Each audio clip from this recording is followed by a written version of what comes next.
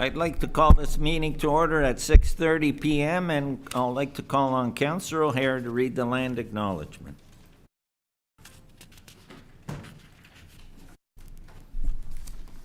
Thank you, Mr. Mayor. The city of Thorold is situated on treaty land. This land is steeped in the rich history of the First Nations, such as the Haudenosaunee, the Hattaway-Ronk, and the Anishinaabe, including the Mississaugas of the Credit First Nation. There are many First Nations, Métis, and Inuit people from across Turtle Island that live and work in Niagara today. The city of Thorold stands with all Indigenous people, past and present, in promoting the wise stewardship of lands on which we live. Thank you, Councillor O'Hare. Are there any declarations of interest? Seeing none.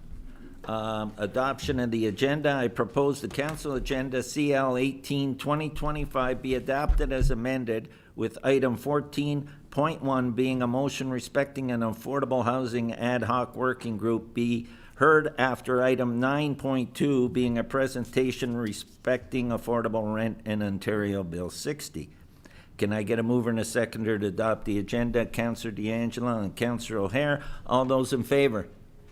Opposed? That is carried. Can I get a mover and a seconder to adopt the open and closed minutes of the council meeting held on Tuesday, October 28th, 2025? I've got Councillor DeRose and Councillor Hanley. Are there any errors or omissions? Seeing none, all those in favor? Opposed? That is carried. Mayor's report. To begin, I'd like to welcome our new senior planner, Nancy Reed. And Nancy's sitting over there. Welcome to our team, Nancy.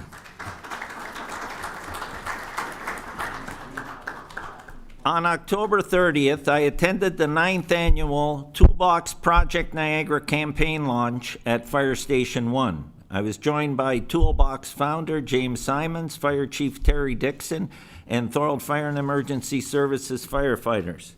This year, the goal is to provide hygiene essential packages to more than 1,500 homeless men and women across Niagara. In Thorold, donation bins are set up at fire stations 1, 2, and 4, as well as City Hall, the library, and the TCAG, which will be collecting until December 5th. On November 1st, I was joined by Councillor Settons and O'Hare at True Beauty Collective's grand opening and ribbon cutting, located at 37 Front Street South. Thank you, owner Anea Chanowski, for choosing our downtown, and much success moving forward. On November 5th, I brought greetings and spoke with our grade 9 students who were part of this year's Take Your Kids to Work Day. They toured facilities across the city and learned about possible future career opportunities.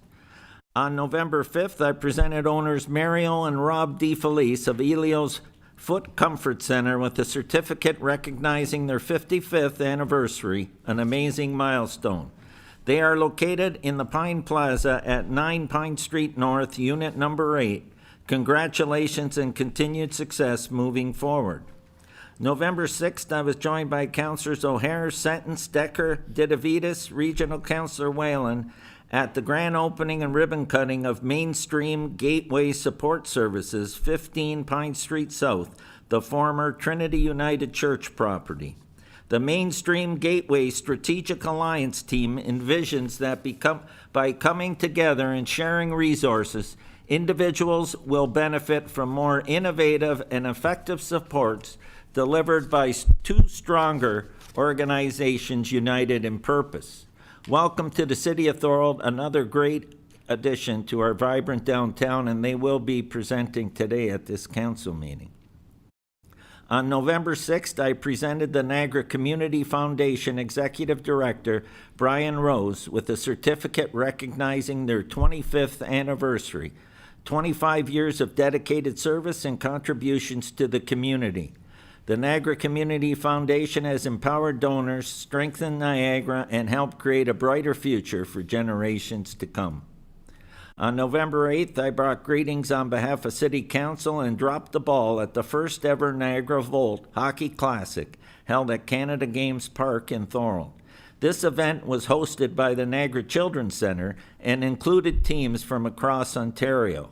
This exciting, adaptive version of hockey is played in specialized electric-powered chairs controlled by a joystick. The Volt Hockey Classic celebrates inclusion, competition, and community. On November 8th, I attended the Remembrance Day banquet and dinner hosted by the Royal Canadian Legion Branch 17 in conjunction with St. John's Church, who provided the meal and hall.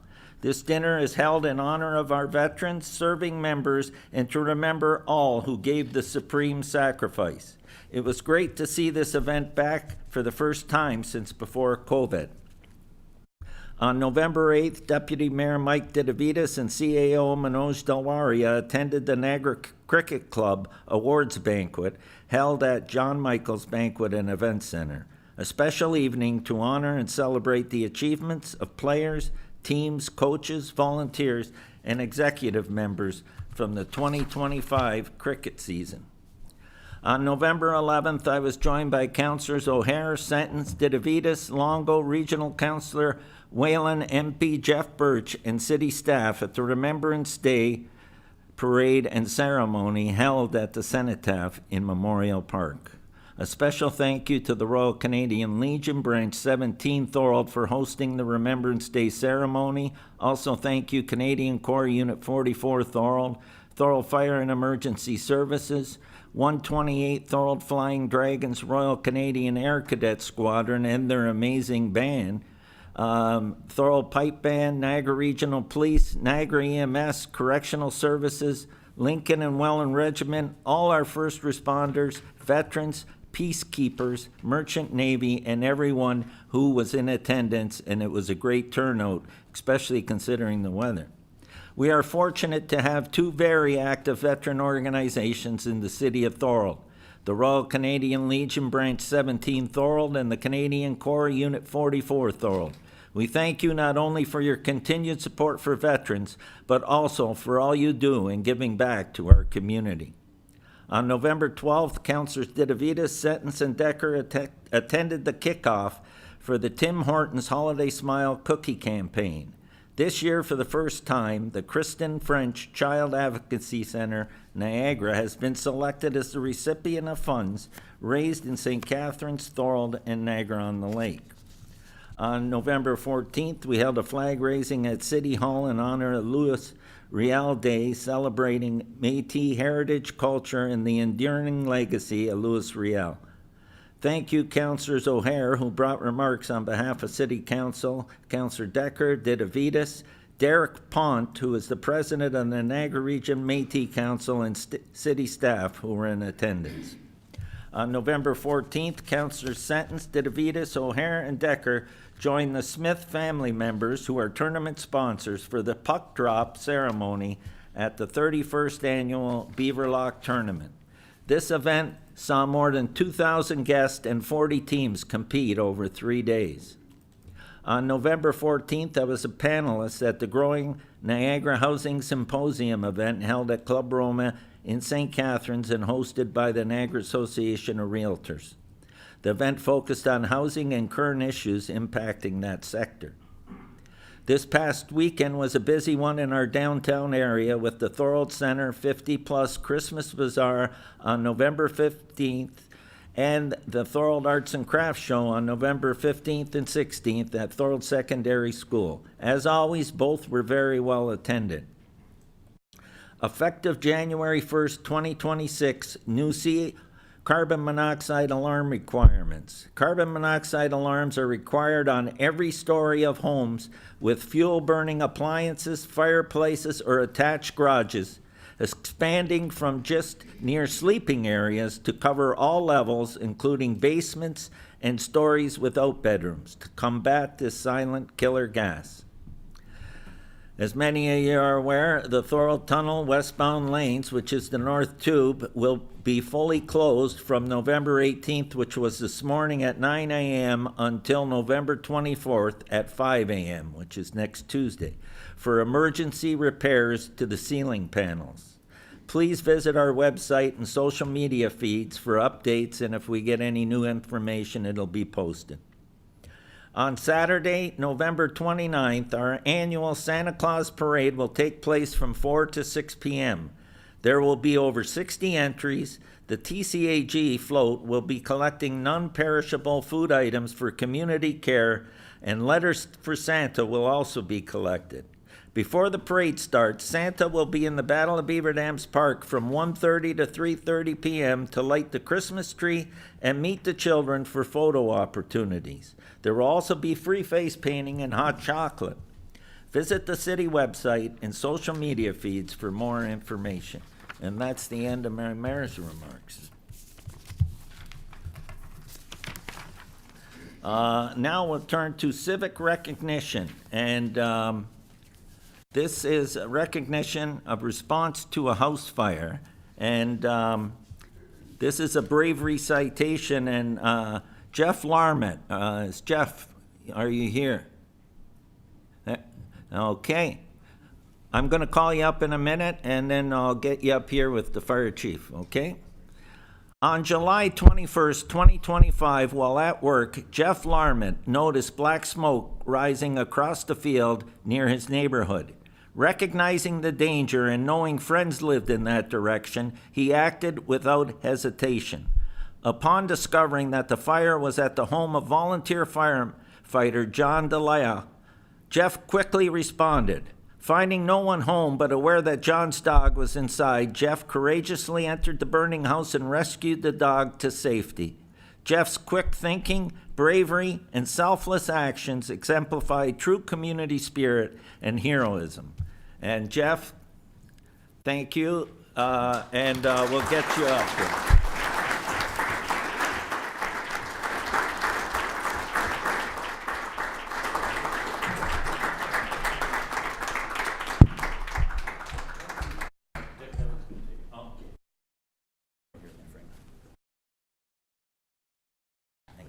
Congratulations, buddy.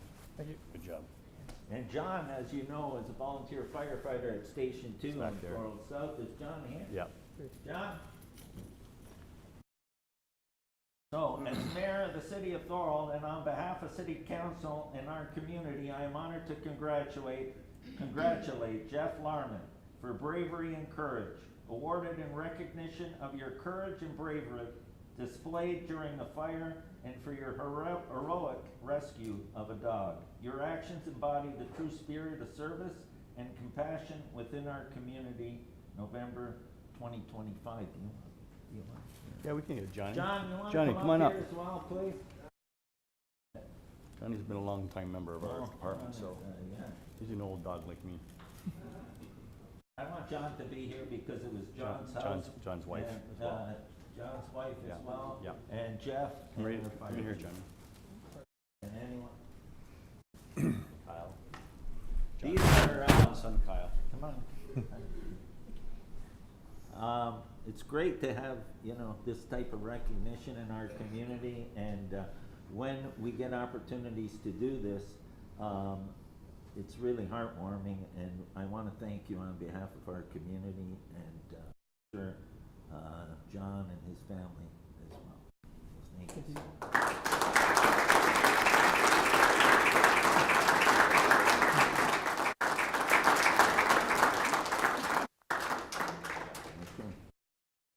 And we got a little token of appreciation for you as well. Thank you. Okay, thanks so much. Thank you.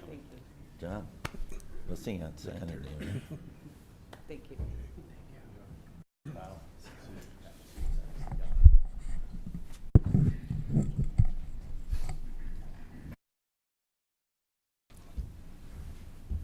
Okay. Okay, up next, presentation one is, That is, well, just put some comments there about sticking to the time frame.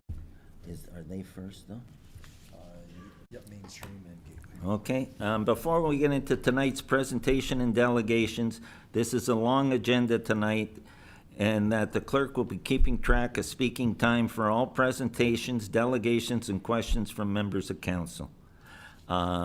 Presentations, presenters and delegates, you'll have up to 10 minutes to speak in accordance with our procedural bylaw.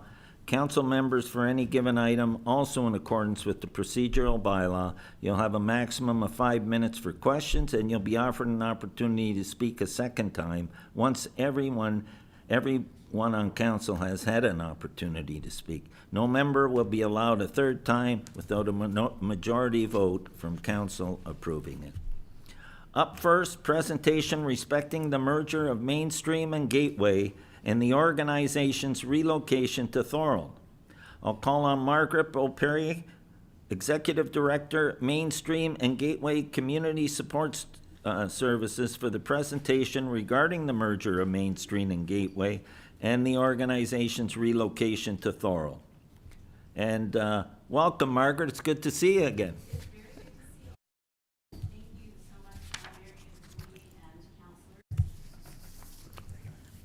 Is that a little better? Can you hear me a little Yeah, better? now we can. Thank you very much for having us present to you today on behalf of Mainstream and Gateway. And thank you very much again for everyone who could attend our ribbon cutting last week. It was really nice to finally cut that ribbon and be part of the local community. And we're very excited to be part of Thorold.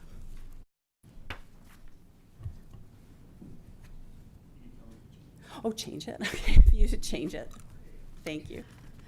I just want to take an opportunity just to give you a little background of what our agencies do. And I wanted to start off with a story about an individual that both agencies helped support. So this is about Wendy, and her name has, of course, been changed for privacy. Wendy came to us pregnant and homeless and unwilling to be separated from her partner. She faced significant challenges. She had mental illness, a developmental disability, and a substance use disorder. That made maintaining stable housing very difficult. Despite receiving support, she struggled with emotional regulation and often reverted to homelessness, cycling in and out of housing and facing multiple evictions.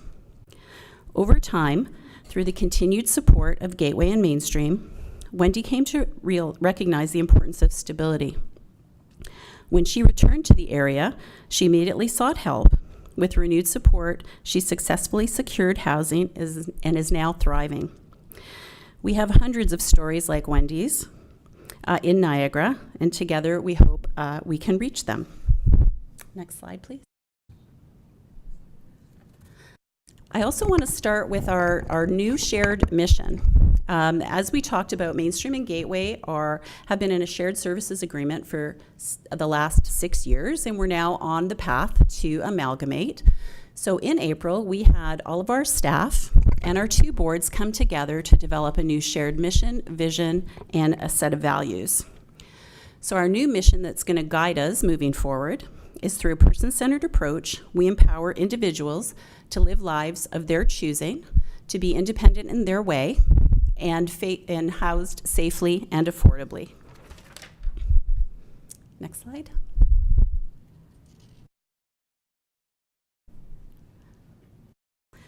So we are moving from collaboration to consolidation, and we hope to have this done by April 1st, 2026. So the reason we're doing this is really to strengthen our foundation for long-term sustainability, to expand our collective expertise and serve more people, to responding to a growing demand for dual diagnosis supports, and building one unified person-centered organization. Next slide. And the need is really growing. More people in Niagara are living with complex needs, developmental or intellectual disabilities, mental illness, and housing instability. And the gap between need and resources is widening every year. The system we work within is quite fragmented. People often navigate separate agencies for housing, mental health, and developmental supports. By joining forces, we create one coordinated path that ensures no one is left behind. And the time really is to act now. Niagara faces rising homelessness, longer wait lists, and greater service pressures. Together, we can transform how the community responds, create a model of integrated care and housing that others across Ontario can replicate. We're not really merging for efficiency. We're evolving to meet the growing need and build a stronger, more connected community. Next slide. Our vision is really to envision a future free from barriers where all people are valued, connected, and empowered to reach their full potential. Next slide. And our shared values are respect. We treat everyone with dignity and kindness, recognizing the inherent worth of people. Inclusion, we honor diversity and actively work to ensure everyone feels seen, heard, and valued. Compassion, we meet each person with empathy, understanding that everyone's journey is unique.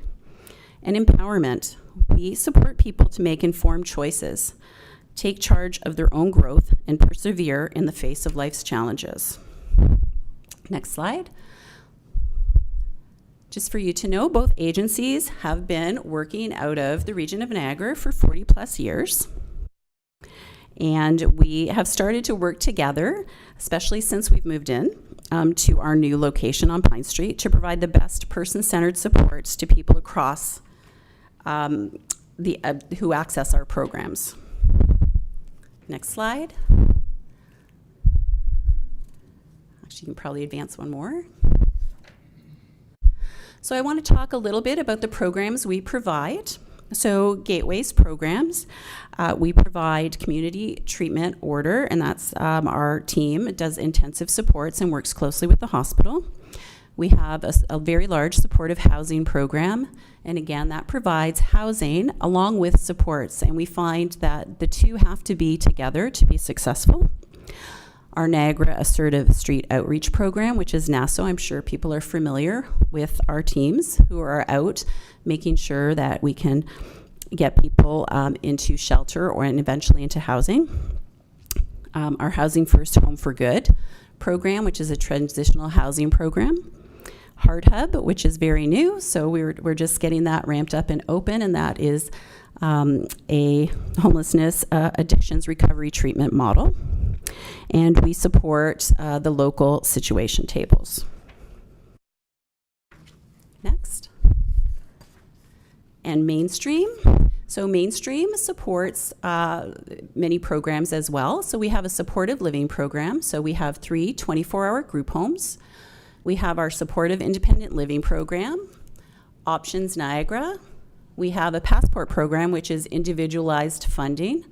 And we support the Transitional Age Youth Planner for Developmental Services.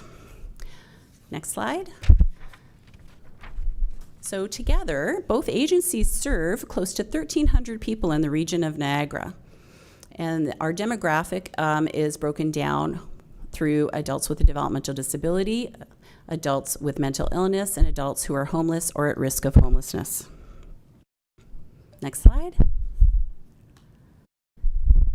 And why this matters, we're going to go over the homelessness program. So currently in Niagara, we have approximately 1,200 homeless individuals.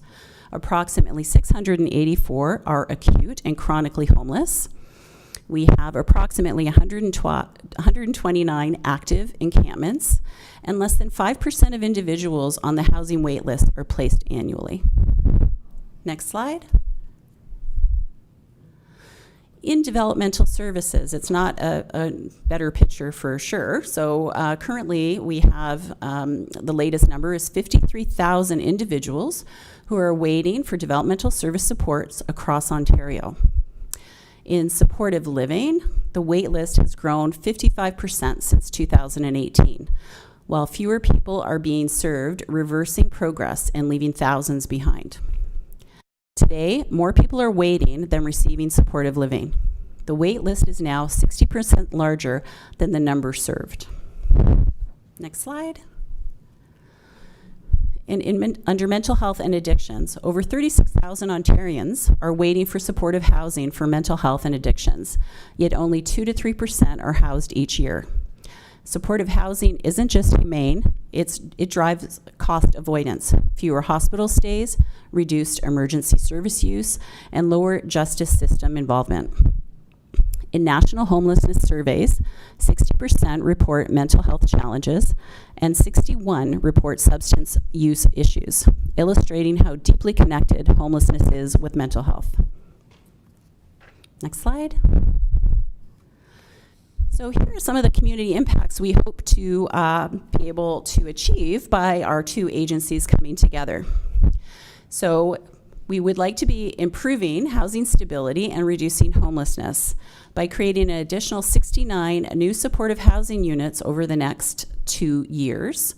We have 24 that will be built in 2026 in Welland, and we're hoping to have another 45 unit building in St. Catharines built by the end of 2028, I believe. We're going to aim for that. And that is on top of the current 439 units we currently manage through the region of Niagara. We're hoping that this collaboration will be able to reduce pressure on emergency services, fewer crisis calls, hospital visits, and police interactions as people receive the right supports at the right time. What we find is that most people that we support have to navigate multiple systems, and they don't always talk to each other. They're very siloed. We're hoping by having in-house expertise in the 3 major silos that we'll be able to coordinate care for people, since we have all of the staff on site to do that. Next slide. We hope to see a significant reduction in wait lists for developmental services as integrated programs and coordinated care free up capacity, shorten delays, and connect people with support sooner. Stronger neighborhoods and safer communities as people gain stability, improve their health, and contribute positively to the places that they live. Better use of public resources. By coordinating service across sectors, we're going to be reducing duplication, closing some service gaps, and delivering more outcomes without increased costs. Margaret, I'm going to have to get you to wrap up. Oh, yeah, sorry. It's past 10, but I'll give you a minute. Oh, to yeah, get absolutely. Sorry about that. So really, at the end of the day, we are very fortunate to be able to come together to be able to tackle some of the issues that our community is facing. And it really matters that as two agencies covering 3 sectors, that we're able to coordinate together. Our 2 program directors have been working really closely together to see how we can fill some of those gaps, creating new partnerships and things like that. So that is it. If anybody has any questions, I'm more than happy to take some.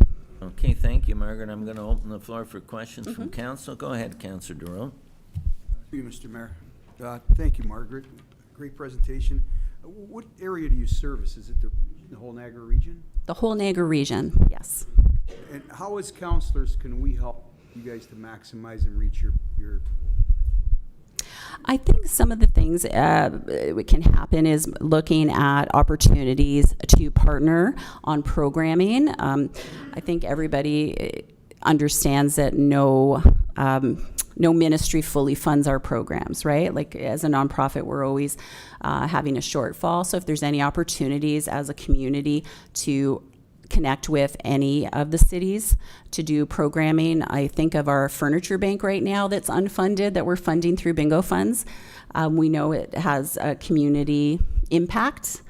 And, you know, looking for ways that we can partner through either financial support or through connections, things like that. I think the greatest thing is for anybody to have awareness of what's going on in their community and knowing that we really are in dire straits here. Like, we're really having problems. I think everybody is quite aware of the homelessness problem and the fact that finding affordable, safe housing has really become a key issue for organizations like Mainstream and Gateway. And finally, through you, Mr. Mayor, how do people get referred to you? There's 3 pathways. So through Developmental Services, you're going to go through Developmental Services Ontario. For homelessness, you're going through coordinated access in the by name list, and mental health has its own pathway as well. That's why, as coming together, we're hoping that people that need to use multiple intakes, we can help guide them through that process instead of going to 3 different agencies and things like that.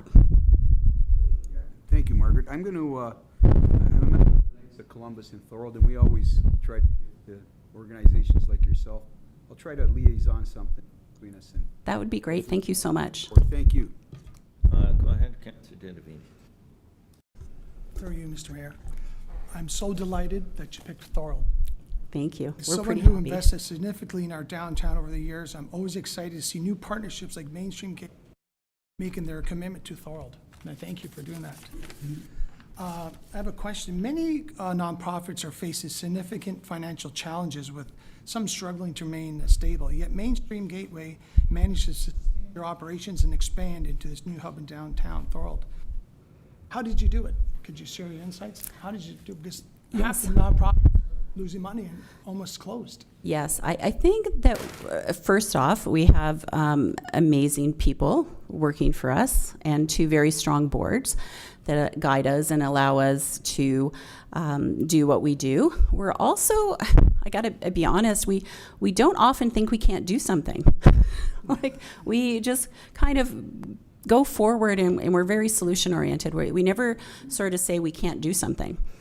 You know, something arises or there's an opportunity to do a pilot, or, you know, someone asks us if we can help, we never really say no. We say, how do we help you? How do we create a solution to this problem? And I think our funders see that and have been very open to helping us expand some programs, especially on the Gateway side under our homelessness programs, quite expanded, and then again with our new Heart Hub. So I think that our reputation for not giving up and really producing something has really allowed us to flourish and grow. And we have an amazing finance director, so that's also very helpful. I think it's some great leadership that you have, and you're doing a great job there. Thank you. Councillor Decker. Thank you, through you, Mr. Mayor. Thank you, Margaret. It was really a pleasure to be invited to the new facility and to see what everyone does there. And some of my questions have been answered, but I know that people have such difficulty when they're trying to find, you know, the places where they have to call to get, you know, information or to get help. So I'm wondering if perhaps we can put some information on our website on the portals that they have to go through in order to get the help that they need. Mm-hmm. That's really important, because it is really tough for people that are struggling to know who they have to contact and how they can, you know, get help at these facilities. So thank you so much, and it's great that you're in Thorold. Yes, thank you. Much. And that we can do, if you want to, anything you have, you forward it to Tessa, and that we'll make sure that we can do some communication. Councillor Sentence, go ahead. Yeah, thank you, Mr. Mayor. Through you, my questions have been answered as well. Great presentation. I just want to tell you, I have cousins my age, and he suffers from mental illness, and living on his own and having this supported living for 24 hours gives him a sense of pride, like he's not living at home, and this program works perfectly. So anything you need, like Councillor DeRose said, just let us know. Yes, thank you so much. Now, go ahead, Councillor O'Hara, and then Councillor DeAngelo. Thank you, Mr. Mayor. Through you, Margaret, once again, congratulations and thank you for bringing these great programs and services to Thorold and Niagara. I just have two comments that I want to make, and one is I want to thank you for repurposing one of Thorold's beautiful heritage designated buildings. Sometimes that's a challenge to find a new owner, a new purpose for it, and you've succeeded extremely well. So on behalf of Heritage, thank you. And I want to point out on Ribbon Cutting Day that there should be some special kudos given out to all your volunteers. Yes. They were absolutely amazing, inviting, warm, polite, kind. I could go on and on. So what a troop, what a great group, and thank you once again for that special day. Yes, thank you so much. Councillor O'Hara, where's the question? The question was, did you hear my questions? Anyways, go ahead, Councillor DeAngelo. Thank you, Mr. Mayor. Welcome, Margaret, and thanks for choosing Thorold. Really appreciate it.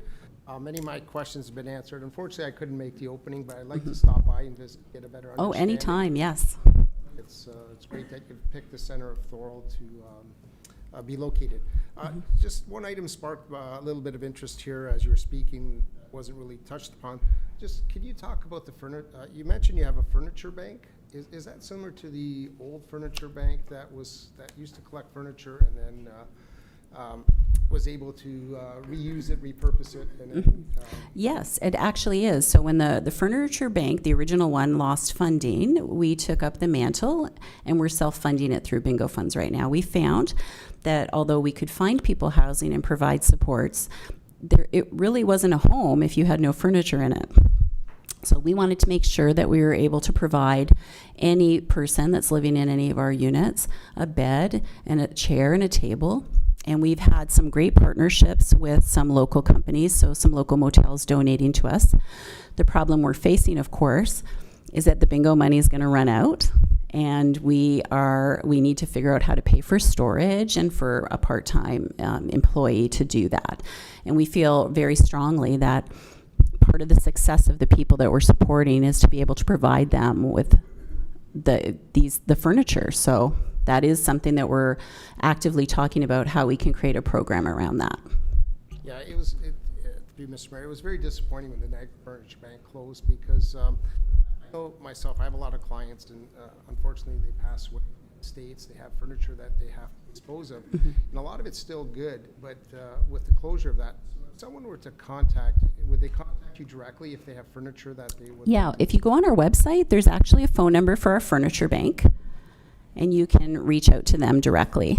And they're an amazing crew. It's pretty much volunteer driven at this point by staff internally, and we have one very part-time person, but the grant is running out on that. So Okay, is there a drop-off site? Is that all we listed actually on- do pickups. So they do pickups twice a month. Okay, that's like I'll check the website and I'll stop by and get some further information. I think this is a great way of connecting in terms of I call it recycling or reusing furniture. A lot of it's ending up in the dump site where it should be, where it can be actually reused and it becomes beneficial to someone who doesn't have it. So it's a great way of sharing and making sure it just doesn't end up where it's not supposed to. So thanks for highlighting that a little bit, and I'll stop by. Yeah, absolutely. Thank you so much. Yeah. Seeing none, Margaret, I want to thank you for coming today. And I know that we all enjoyed going and seeing your new operations at the Trinity Church location. And I think you touched on something that's critical, and that's by working together, partnerships and collaboration, which we always talk about, is the path forward, because it's not only easier to get things done, but it's also easier to get funding. So anyways, thanks once again. Absolutely. Thank you very much.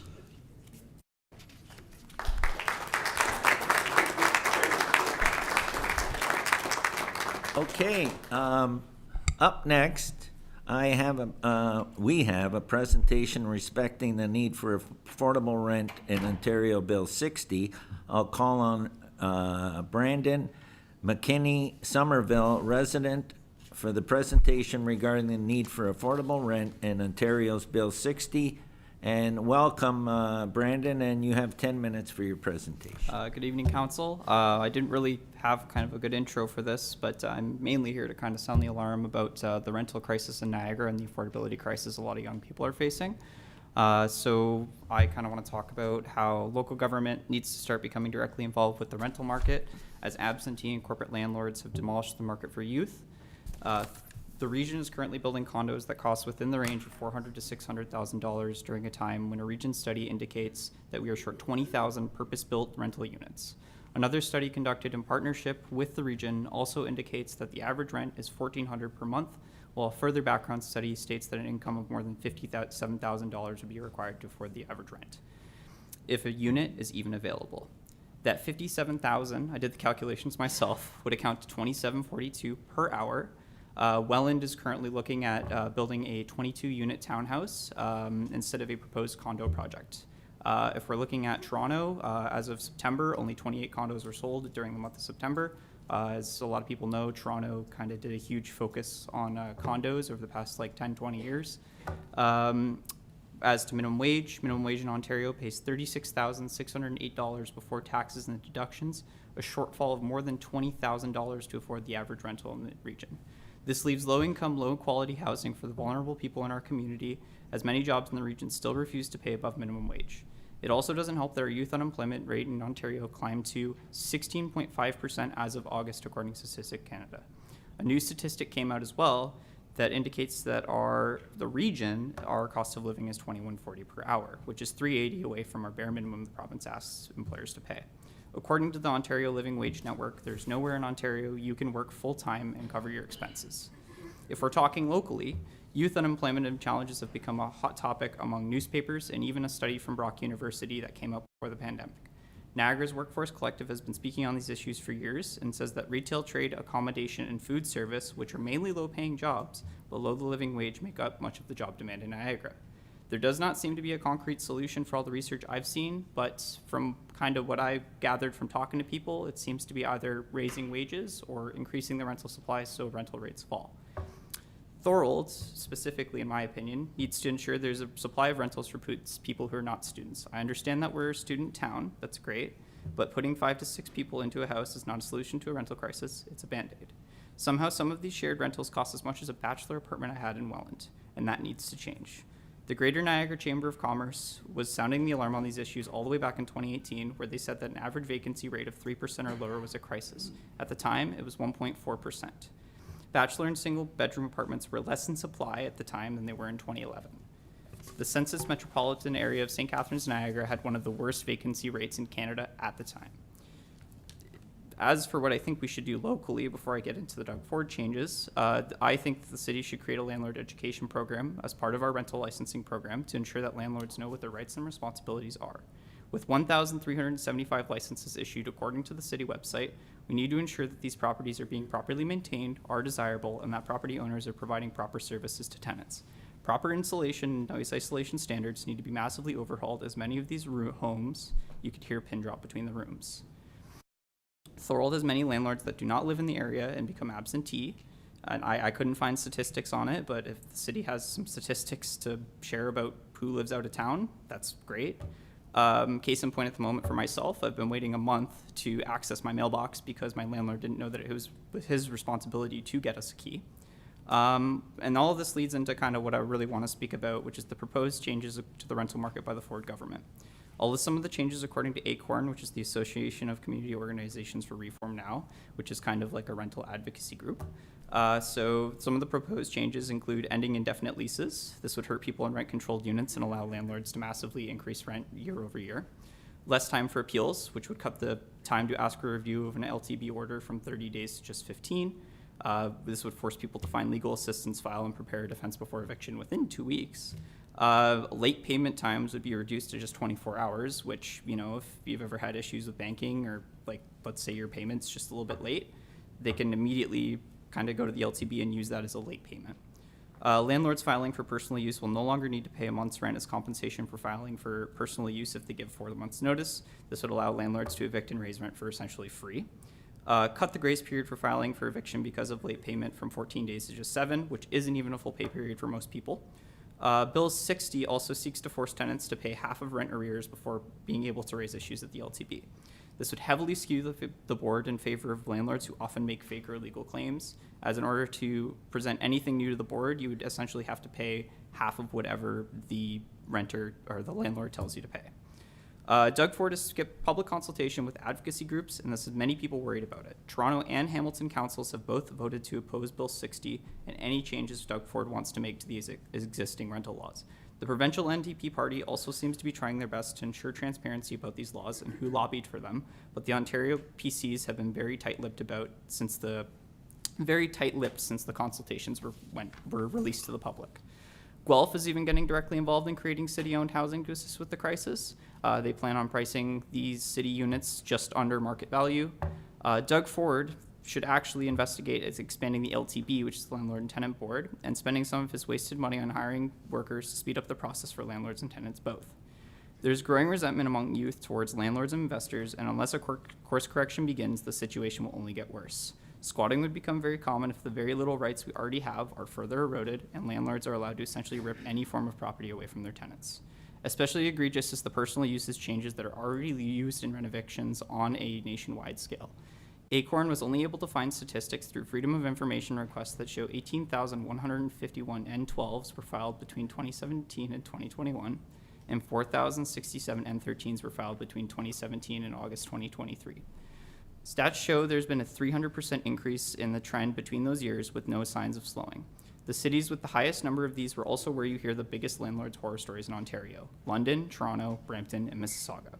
I know the council has no say in provincial matters, but I respected that Mayor Uglini sent an email to Mark Carney about our broken bail system, a bail system that allowed a local arsonist back on our streets. I'm urging this council to please let Mr. Ford know, whether in person, over email, over phone, over fax, or any other form of communication, that his changes are not welcome in this community, region, or province.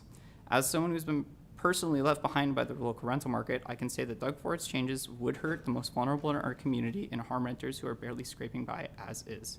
I ask that you please consider this request seriously, as it is something that he backed down on for now, but as with the speed camera legislation, he will find a way to force this on Ontarians. Thank you for your consideration, and if anybody has any questions, I'd be happy to answer them. Thank you, Brandon, and thank you for coming to council and your presentation. And are there any questions from council?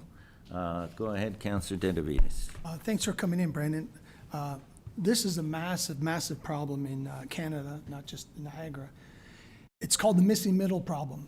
The people that are low income, they get all the grants and the helps from the government. But the people that are making $50,000, they're lost. No one's helping them. And the trouble is so huge, the government has to shove in tons of money and do the whole system over. We have an outdated system from 20 years ago. It doesn't work. But they don't understand that. They don't want to go forward. These kids, $50,000, $60,000, you can't afford an apartment for $1,600. You're paying, you're 35% of your income. You're supposed to be 30. You're going to go broke. You can't do it.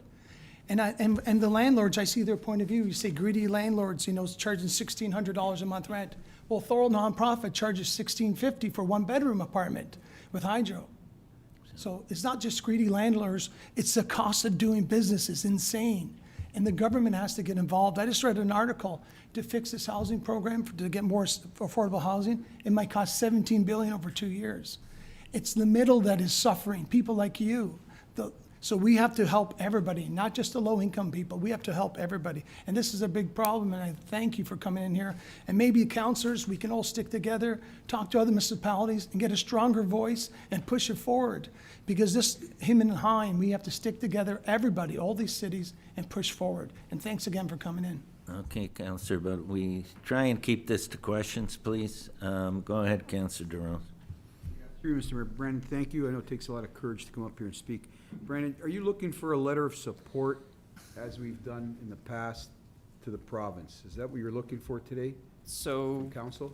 yeah, so I'm not too sure how I couldn't kind of find too much information. I just know that councils in Hamilton and Toronto had voted to oppose the changes. If I said to the city clerk, Mr. DeBono, I said that if you guys want to do a vote in private, that's fine. If you guys want to support it in your own time, that's fine. I'm not sure how a letter of support would work, but I just kind of wanted to come and speak because I've been living in Niagara for a very long time, my whole life, and I've seen, this is just not the Niagara I grew up in, and it's very sad and heartbreaking to see a lot of young people my age also kind of suffering through the rental market. And I just know that if make these changes, I get that they're in proposal to kind of there's professional tenants. I don't know if anyone's ever heard that term, but those people are kind of the minority in this situation. And I understand that Doug Ford is introducing these proposals to kind of combat that.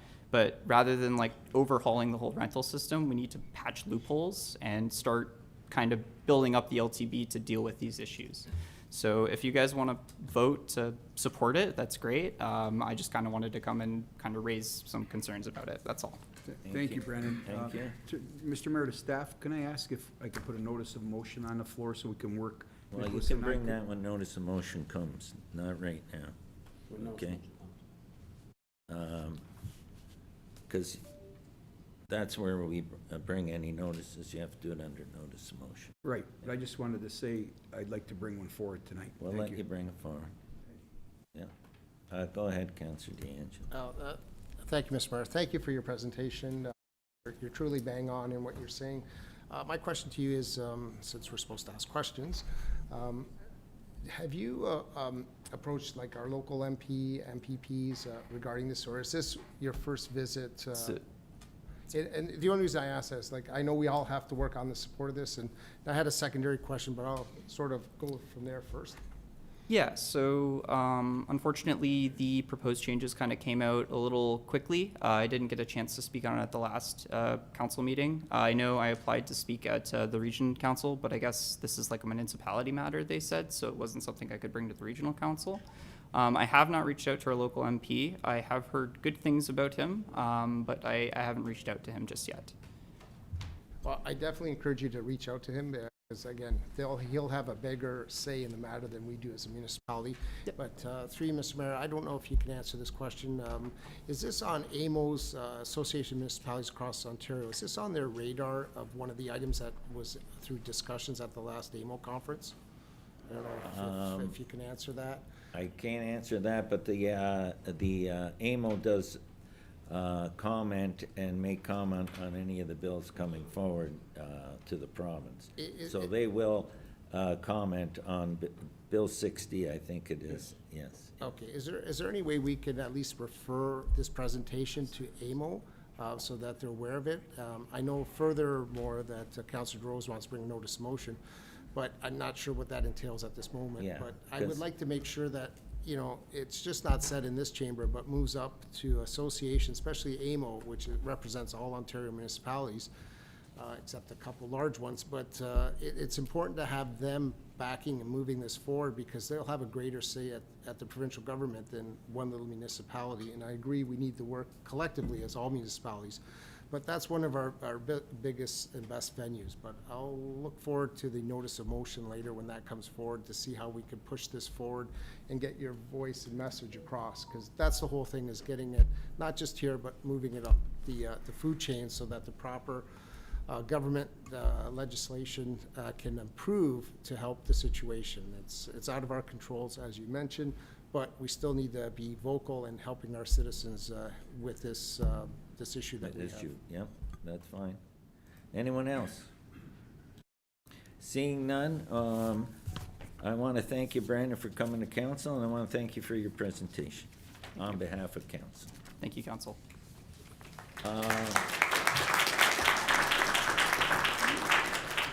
Now, because it's related in a way about affordable housing, and I'll call on Councillor Sentence for his motion respecting an affordable housing ad hoc working group. Do you have a seconder for your motion? Who's your seconder? Okay, put the motion on the floor then. And the floor is yours, Councillor. And now you are. Oh, really? Thank you, Mr. Mayor. Whereas the City of Thorold, through its strategic plan 2024 through 2027 and beyond, has recognized the critical importance of promoting affordable and innovative and sustainable housing solutions. Whereas the city-owned parcel of land located on the north side of St. David's Road East presents a valuable opportunity to advance the city's affordable housing strategy. And whereas the collaboration among city council, city staff, and community stakeholders will help develop well-informed recommendations to council on how best to use the St. David's Road East property to support affordable housing goals. Now therefore let it be resolved that the corporation of the city of Thorold enacts as follows: that city staff be directed to establish an ad hoc working group composed of 2 members of council, city staff, and stakeholder representatives for helping inform a staff report to City Council outlining options to leverage the St. David's Road East property in support of the city's strategic goal to expand affordable housing opportunities.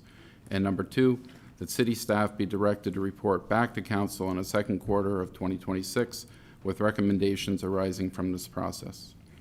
Would you like to speak Yeah. to it? Go ahead, Councillor. So this has come about in my talking with staff as a best way to put a group together that most cities have, and they put this group together, and this group helps inform staff and council as to what we can do and what places are out there. And I see this as a St. David's Road right now, but I see it beyond that as a group that will be worked even after the St. David's Road is completed. And someone like yourself can join the group and have a say in what we do. So would you be open to a friendly amendment that says the St. David's and other opportunities? Absolutely. I think you should include that. Sure. So it's not just focusing on that, even though that's the priority. The thought was that it's the one right in front of us right now, but yeah, I agree. That's fine. I think you want to capture that because you're looking long-term as well. That was my hope, right? Are down you the road. good with that? I'm good. And the seconder? Okay. So you're going to add in other opportunities after the St. David. Go ahead, Councillor. Thank you, Mr. Mayor. I guess this is a curiosity question. Does that mean the Thorold One proposal that was working on the St. David's property is now dead? No. Okay, can we I have, think his focus is just to try and move this forward. well, And there's a process that they have to go through, which staff has recognized being the RFP process and whatever. But right now, are we not doing the phase 2 on that property? Right now, the phase 2 environmental's being done. okay. Just- well, could we have a staff report regarding an update of what's going on with St. David's property? Because I'm getting conflicting messages along this process. And then when it was brought up here, I'm glad you added the other opportunities, because if we were just focusing on that property, it sort of says we're ending the relationship with Thorold One and moving on to something else. That's how I sort of read this, and I want to make sure that's correct, because we really haven't had an update on the Thorold One. No. And go ahead, do you want to comment? Yeah, this is in conjunction with One Thorold, so they were well aware of this. They wanted this. This is in talking with them as well. So this isn't, it's not ending with them. This is all part of the process, but they actually felt that we should have a group as well talking about this and beyond. So they're not left behind in this at all. Okay. Further comment? No, I'm glad to hear that, because they've been working on this for at least 3 to 4 years, and I know they want to move it along. So I think an update's important for the city council to see what we can do to push this along. Not just setting up this committee, because I don't want to wait till the end of, the first quarter or the second quarter of, that's half a year away.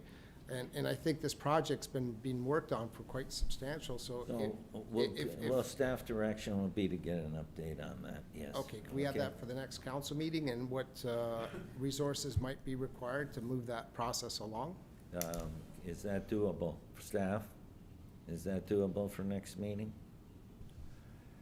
Through you, Mr. Mayor, I can tell you that the consultant's been hired to do the phase 2 study. It'll take about 2 months, so that's why this kind of window seems to work. We'll be able to determine whether or so not that's where you're at. the St. David Street property is appropriate, or if there's additional remediation required. Okay, if we could still have a short update, because that's new information to me that I'm not aware of, and people are asking me questions. So I think it's important to keep council informed of where we're going and how things are going and what needs to be done. I think that's critical. I'm not looking for a 20-page report. No, If it's more than a page, then I'll get a little upset. It's just the highlights of what's happening and where some help needs to be assisted on. Thank you. Thank you. Go ahead, Councillor O'Hare. Thank you, Mr. Mayor. Through you to Councillor Sentence. First off, I think this is a great motion, so thanks for bringing it forward. The question I have is, will this ad hoc group also work with various other groups should they come forward looking for housing? Through you, Mr. Mayor, absolutely. Great. Thank you. Then I'd like to put my name forward at the discretion of council. Anyone else? Okay, seeing none. All those in favor? Opposed? That is carried. Okay. Go ahead, Councillor Long. Mr. Mayor, Councilor O'Hare just made a point there. He mentioned putting his name forward. How now will we choose the 2 members of council? I'll leave that with the clerk. Through you, Mr. Mayor, because it is a working group, there is some flexibility. I know with the Veterans Crosswalk working group that was recently formed, we were able to settle on 2 councillors just outside of the meeting. So we could do it that way, or we could do it in the meeting as well. It really is up to council. So why don't we, if you're interested, put your name forward. If we get, hey? Do it now. Do you want to do it now? We can if you want. Okay.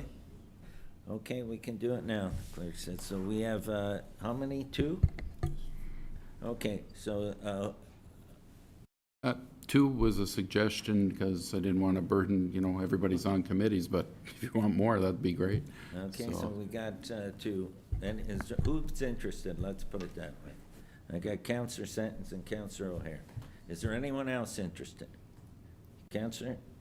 Yeah, I'm interested. It just depends on the timing of when the meetings are. Okay, so we got 3. Is everybody good to put 3 on? Okay, we're gonna put 3 on. You got that, so you can amend that? Okay. 3.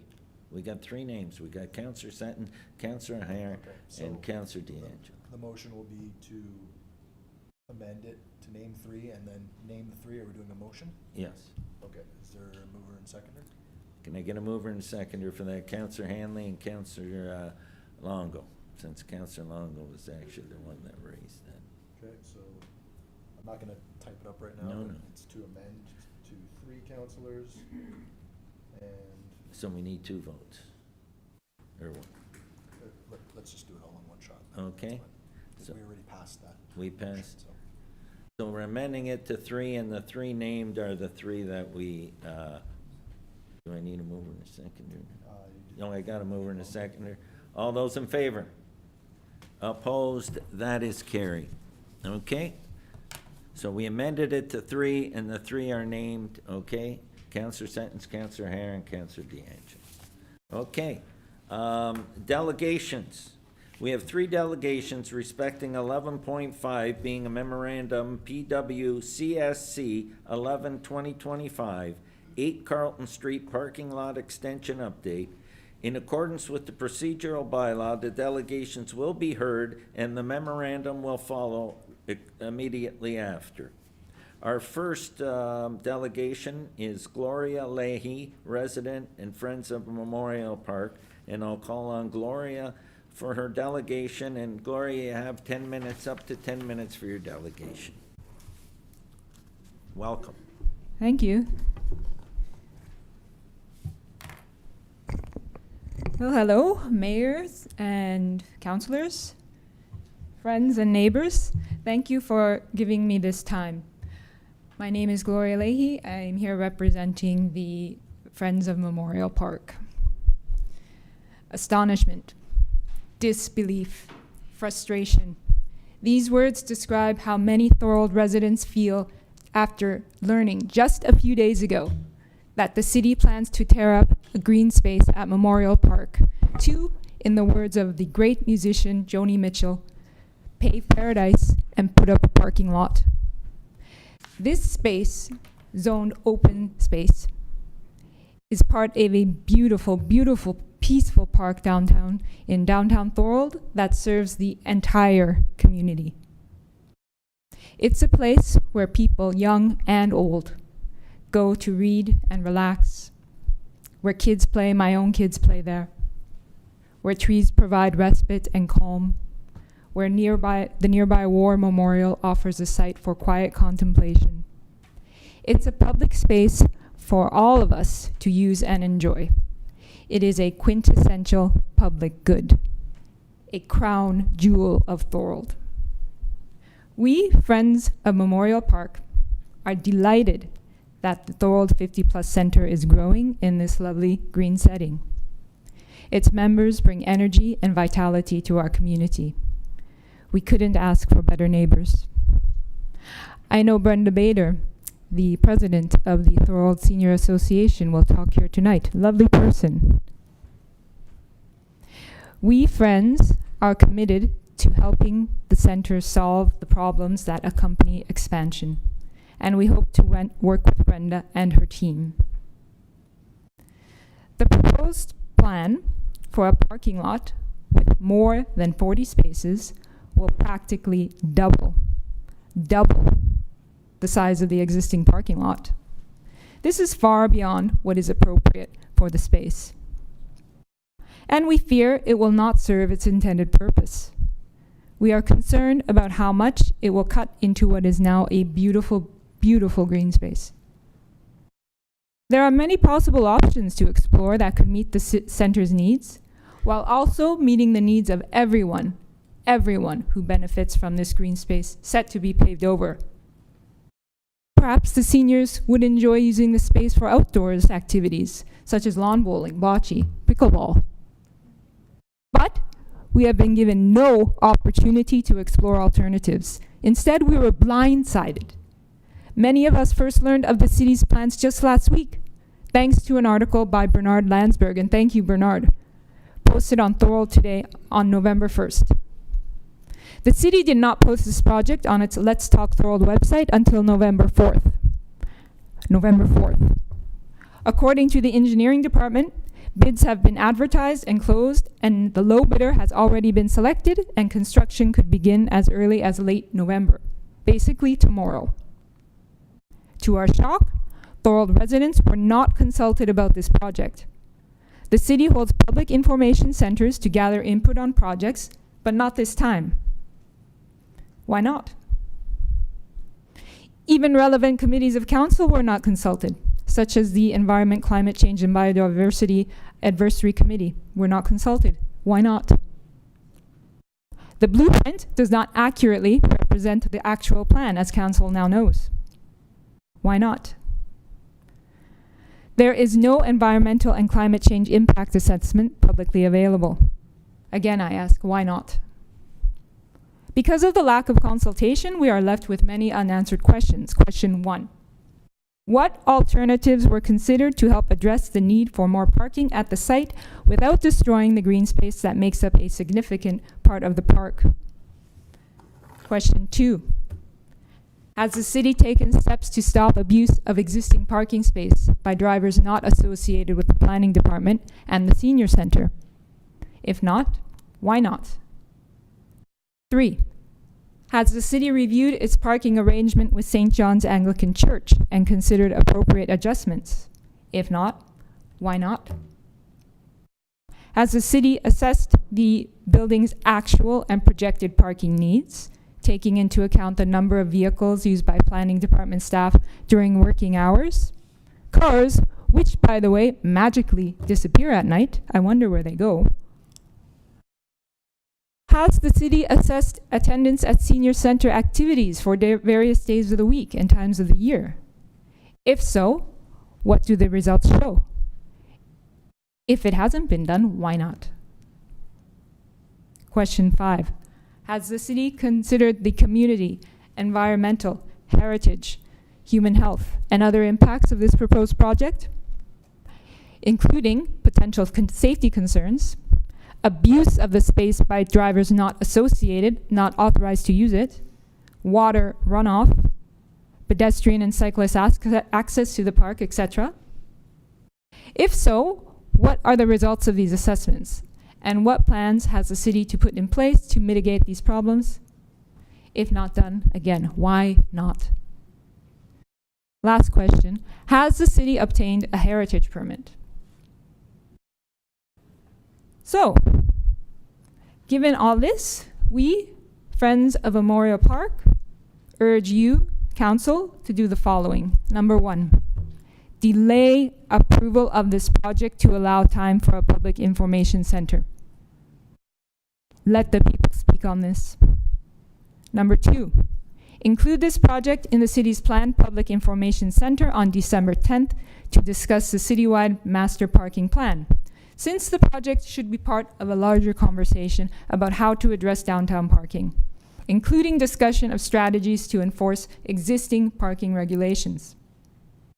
And 3, we ask, provide residents with community, environmental, heritage, human health, and other relevant impact assessments and accompanying data that support consideration of all possible alternatives to this project. Last ask, number 4. Assure that the seniors Council, please assure the seniors that any additional parking will meet their needs and not become a free-for-all parking lot. We, Friends of Memorial Park, we urge Senior Center President Ben DeBader to insist on this. This planned lot is far too tempting for all kinds of abuse. This lack of consultation with the community is a violation of public trust. We feel let down by our representatives let down. But there is still time to make this right tonight. As Thorold homeowners, renters, taxpayers, shoppers, and voters, we have a right to be informed and consulted about decisions that affect our community and our quality of life. We are good neighbors, and we want to work together to solve this problem. Thank you very much for listening. Respectfully, I represent the Friends of Memorial Park. If you'd like a copy of the statement, please ask. I have plenty. Oh, and that's what I was gonna ask, Gloria. If you could forward a copy of that to the clerk's department, I'd appreciate it, okay? I will. Then he can distribute it to council and as well have a copy on hand. And Done. thank you for your presentation. And are there any questions regarding that presentation before I move on to the second delegation? Go ahead, Councillor Sentence. Thank you, Mr. Mayor, through you. Thank you, Gloria, for coming in. Well done. So if I'm understanding you, just before you get down, you're understanding the need for parking, but it's too big and you just wanted input into it. Is this what you're saying? Yes, there was no public information center on this. I really can't understand why. Okay. This is a much beloved green space. We're in disbelief that such a beautiful space could be paved over. We understand the needs of a growing community, but please work together with us to get some ideas. As I mentioned, have seniors consider the future use of it as a green space, pickleball and so on. Okay, thank you. Thank you. Anyone else? Okay, Gloria, thank you for the presentation. And please forward that to the clerk's department. Sure, and I have lots of paper copies right now if anyone would like one. Thank you.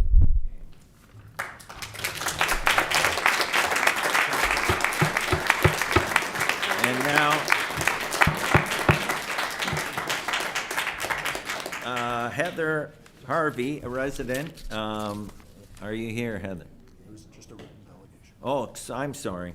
Heather's was a written delegation, and council, you have that written delegation. That's from Heather Harvey, resident, and I will now move on to Brenda Bader, president of Thorold Center 50 Plus. And Brenda, are you here? Yes, you are.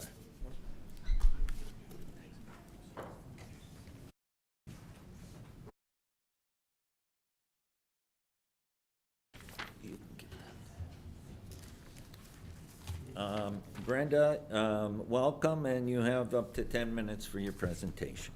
Thank you, Mr. Mayor. Good evening, Mr. Mayor, city councilors, and to our residents. I've just met Gloria. Hello. We met on Saturday for the first time. I was not aware of your situation at the time. Our situation began when we started growing as a center.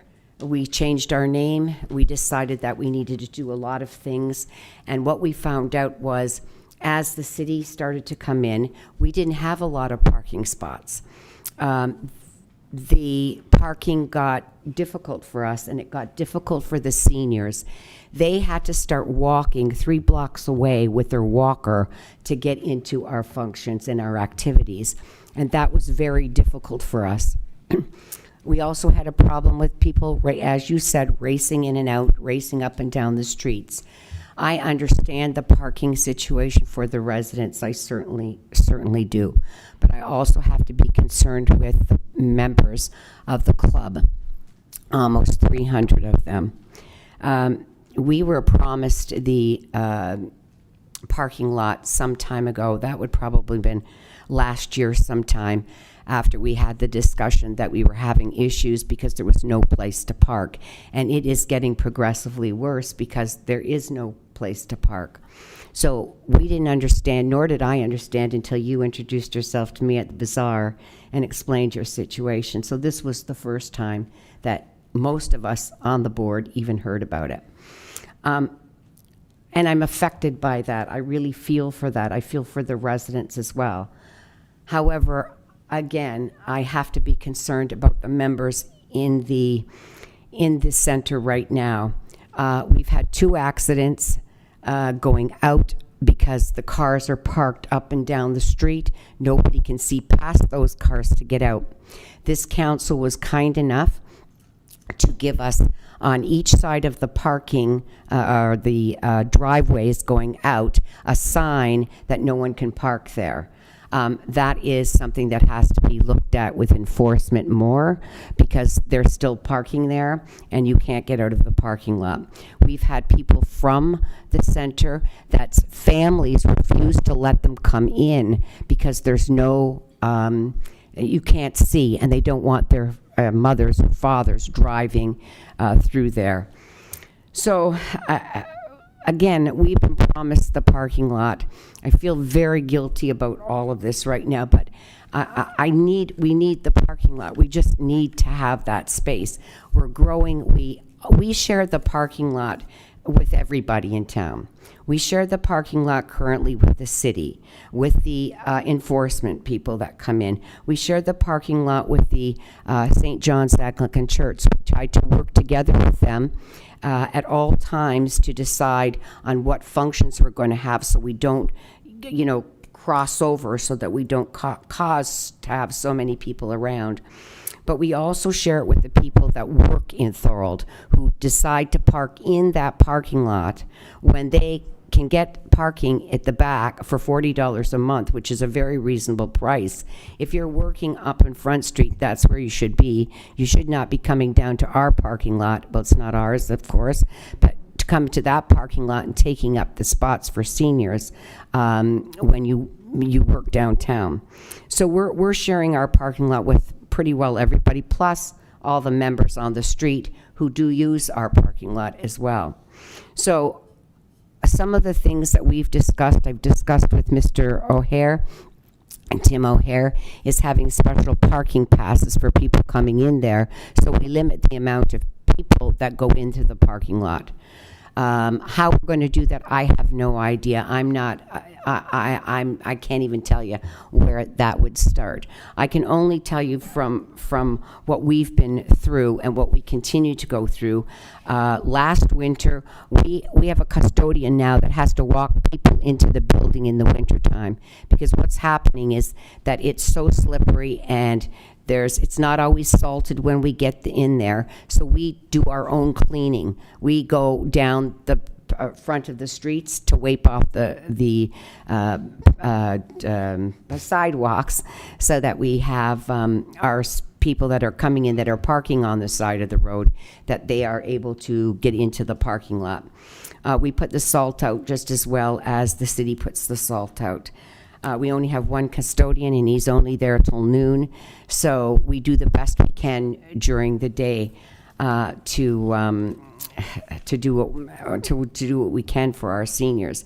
It's a concern for us. It's a concern for their safety. It's a concern for the people and the residents on the street, and I totally understand it. I totally understand how you feel about the green space. And we can't say we blame you for that. We don't, not at all. But right now, our concern is for our 300 people that are coming in and out of that center, that any day could have a tragic accident if we don't have more parking space.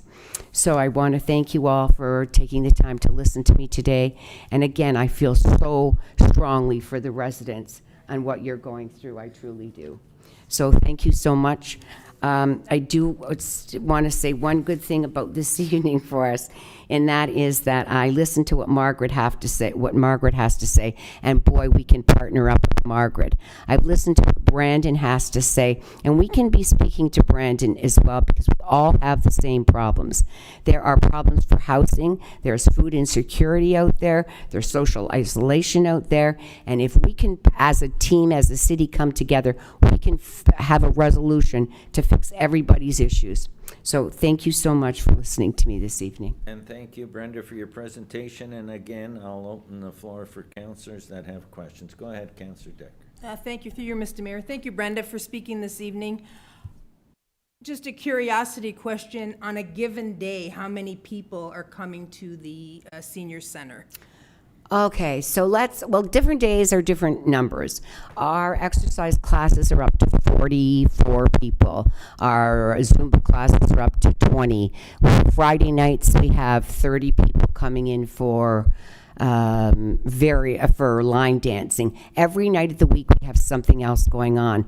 We work with AA. We work with the TOPS programs. Those are the people that are coming in the evening as well. So at any given time, it's very, very, very difficult to fit anybody in the parking lot because we're contending with all the other trucks and cars that are in the parking lot. I totally understand the dilemma on both sides, and I understand the parking issues. I know Sunday I attended a wake, and I had to Yes. park by Lock 7 Motel. So, Yes. no parking on Sunday as well. So I totally understand, and I hope we can come to some sort of agreement that's going to benefit everyone here this evening. So thank you to both for coming this evening to speak. Is there anyone else that wants to speak? Go ahead, Councillor.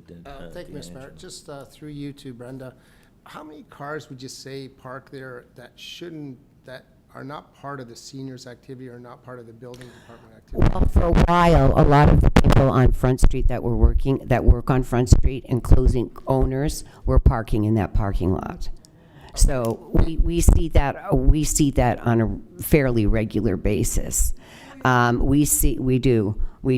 We see people that live in the facility, in the vicinity, parking in our parking lot as well.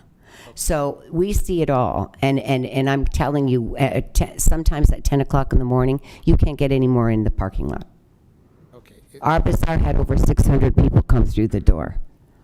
Okay, so that's my concern. By just expanding the parking lot, if we're not addressing the core problem of cars that are parked there that shouldn't be parked there, because we have a parking problem in the whole city.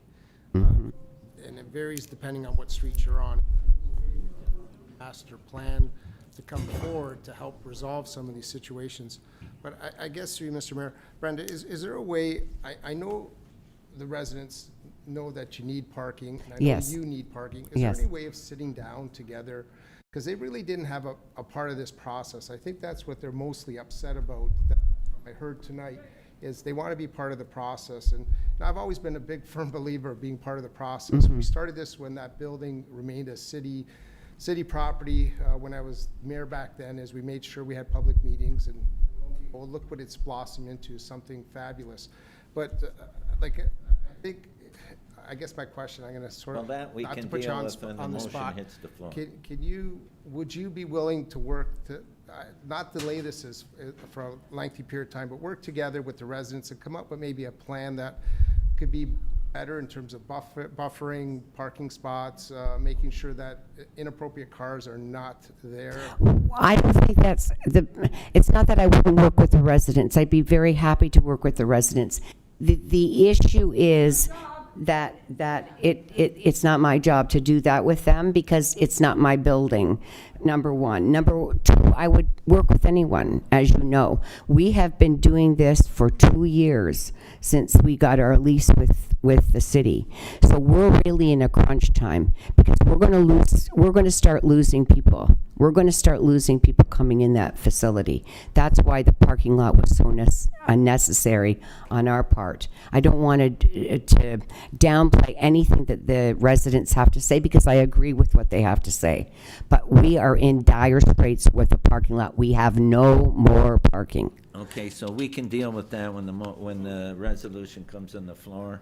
That's something that we can address when we deal with that. Well, my question was to Brenda, though, to see how the seniors would participate in this process. Again, to come up with the best solution, we all have to work together on this. Yeah, that should have been done 2 years ago. Excuse me. That should have been done 2 years ago. You need to stay back from the microphone because it's... Oh. Yeah. Okay, any other questions for Brenda before we put this on the floor? Okay, thank you so much, Brenda, for your presentation. Thank you.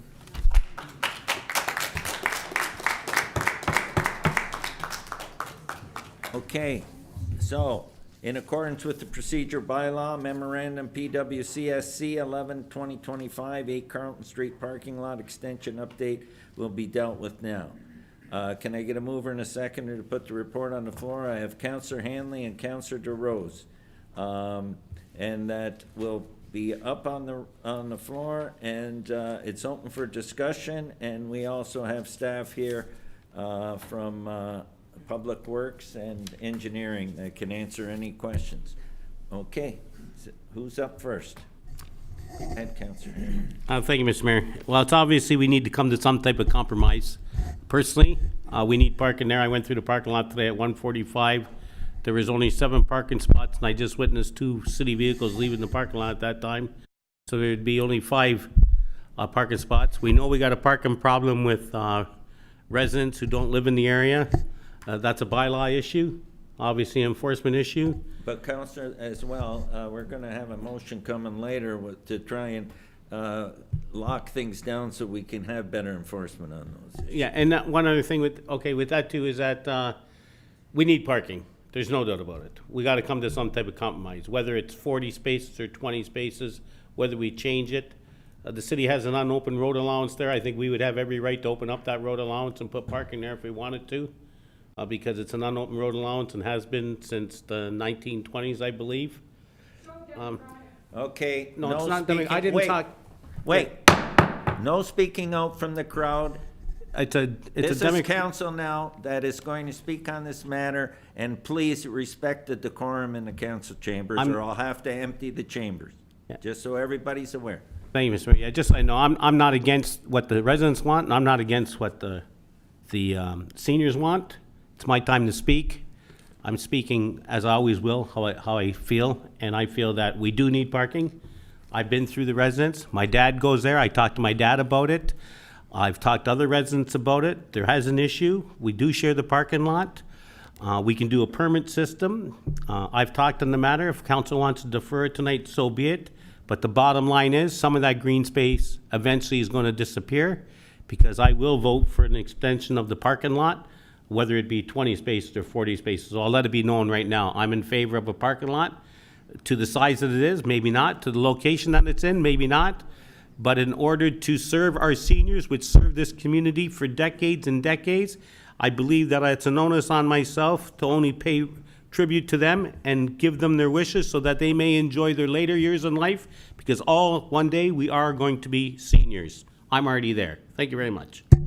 Anyone else want to speak? Go ahead, Councillor O'Hare. Thank you, Mr. Mayor. Through you, we're facing a dilemma. Councillor Handley's right. The city is growing exponentially.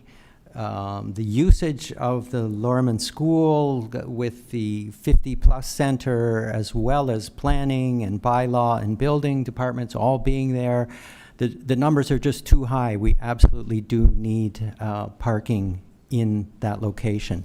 Now, how can we address it? How can we perhaps soften the approach? I'm going to ask if I could perhaps make a friendly amendment, and that would be to save the mature trees at the north end of the parking lot. I believe there's 4 of them there, which would eliminate a number of the parking spots already, keep some of the green space. So a little bit of buffer for both sides. I'm hoping that might be a compromise that might help in this situation. So if I may add a friendly amendment to the report, I would appreciate that. You moved it, and I think Councillor DeRose seconded it. Are you okay with that friendly amendment, or would you prefer something that it's not a friendly amendment? I'm asking you. Councillor DeRose? I've got some other ideas, but for now I'll accept. Okay. So we can talk to that now. Go ahead, Councillor D'Angelo. Thank you, Mr. Mayor. So I guess I've heard 2 councillors speak now about realigning the parking spot. So I guess my question is to you, through you, Mr. Mayor, was there any alternate design work shown? Like, is this ultimately is the final decision of staff to come forward? Was there alternate methods of establishing other parking spots? I'll ask Sean Dunsmore, Manager of Engineering. Could you please address that? Through you, Mr. Mayor, yeah, we went through some processes looking for parking. The original plan was a significantly smaller parking lot, but it was required by the people we consulted that more spaces were required, and some of those people were the people who worked at or work and or recreate at the facility. So yeah, we tried to accommodate as many parking spots as possible. They were asking for about 38 at the time. And we're at 45, are we? 40. 40? Okay, thank you. Go Further ahead, to- keep going, you, floor is yours. Yeah, further to that, I'm just, because it's the first time I've seen this, so, in terms of the exit onto Albert Street, is that deemed a safe exit there for a substantial, that's a very narrow street. Well, I think there's an answer to that. Can you elaborate on that? Through you, Mr. Mayor, yeah, it's a very narrow road, and it's a very narrow exit. Generally, we're hoping that it's only an exit and not being used as an entrance, and only kind of in emergency cases. Okay. Yeah, and the other one was there any thought given of having more parking spots next to the existing building, 2 Carlton Street? There's a whole section there that's concrete that never gets used for anything, but I don't see any parking spots there. I see them across. Was there any thought or discussion regarding that space there of adding additional spots and reducing it from the green space? So that would be the concrete pad on the south side of the building, correct? Of 2 Carlton, but on the north side of the senior center. North side is, but I'm south side of the, what I used to call the Canadian Corner Museum, yeah. Yeah. You know where he's talking about, Sean? That concrete area there on the south side of the museum, well, the museum's using it now. Through you, Mr. Mayor, the idea there is that that's where the garbage are going to be stored. So we needed to create some spaces for the bins and whatnot to be stored there and get the trucks in and out. So no, we did not consider that location. Okay, well, when I'm, through you, Mr. Mayor, Go ahead. when I'm looking at the diagram, the garbage bins are on the green space to the Yeah. far east, so. Do you know where he's talking about here, Sean? This is not part of the parking lot. It's an area with the concrete pad, which is, it's Oh. down. You know, there's a dip there, right? Oh, yeah, what would be the parking for 2 Carlton? Patio. It's a patio that in 30 years of I being know, around, I has don't never know been whether it's used ever once. been And the used. Thorold Okay, so the Community answer- Activities Group used to be there also. Sorry, the answer to the question is no, we didn't consider using that. Because when I look there, you could easily add 8 parking spots to that location there, taking 8 off the green. So that's what I'm saying, there could be, I agree 100% that we need to put parking there, but I think we need to utilize it more efficiently so that the green space isn't being impacted as much. You could save some trees, that you're not creating another entrance onto another road. I think that's going to create another problem.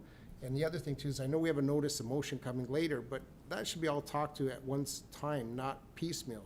When you do something, you should do it as a collective plan for the whole area, not put this in place. And again, I'm not here to delay things. I think this should have been done quite a while ago, especially with city staff moving there. We should have anticipated parking issues at that point in time while they were developing the building. That should have been addressed at that point in time.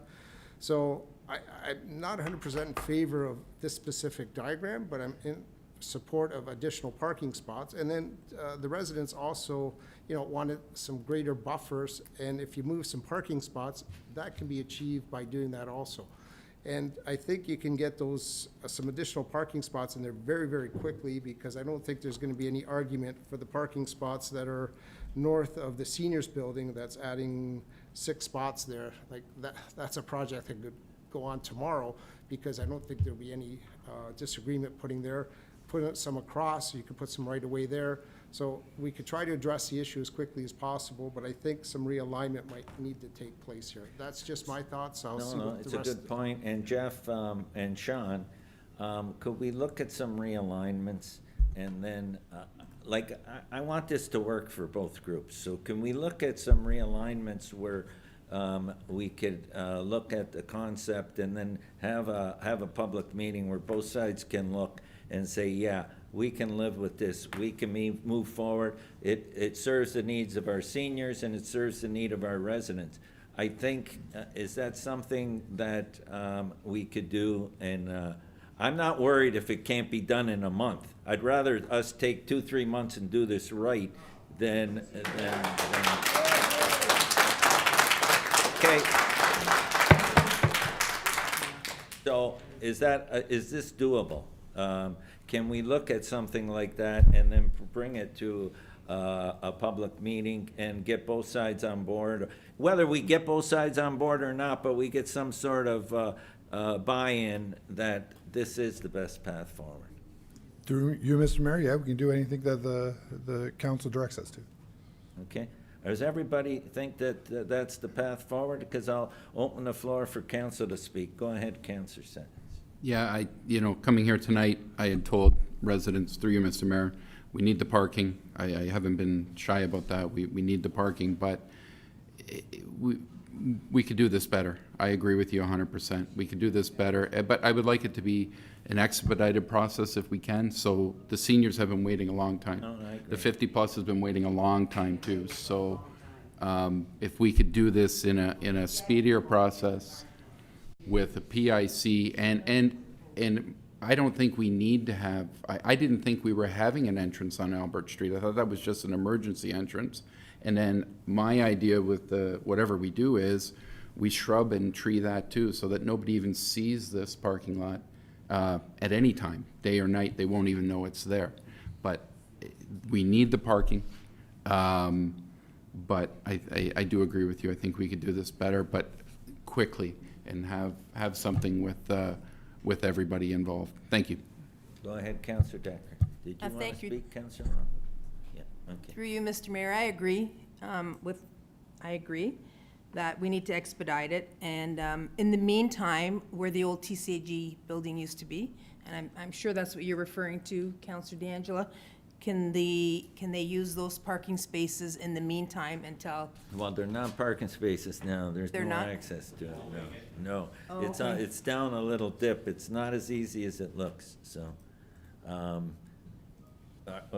Are you? I'm good with what you're recommending. I had Councillor Long go next. Yeah, thank you, Mr. Mayor. It seems to me like public consultation needs to be done here. We may get some better ideas from some of the local residents who've lived there and can give a better perspective.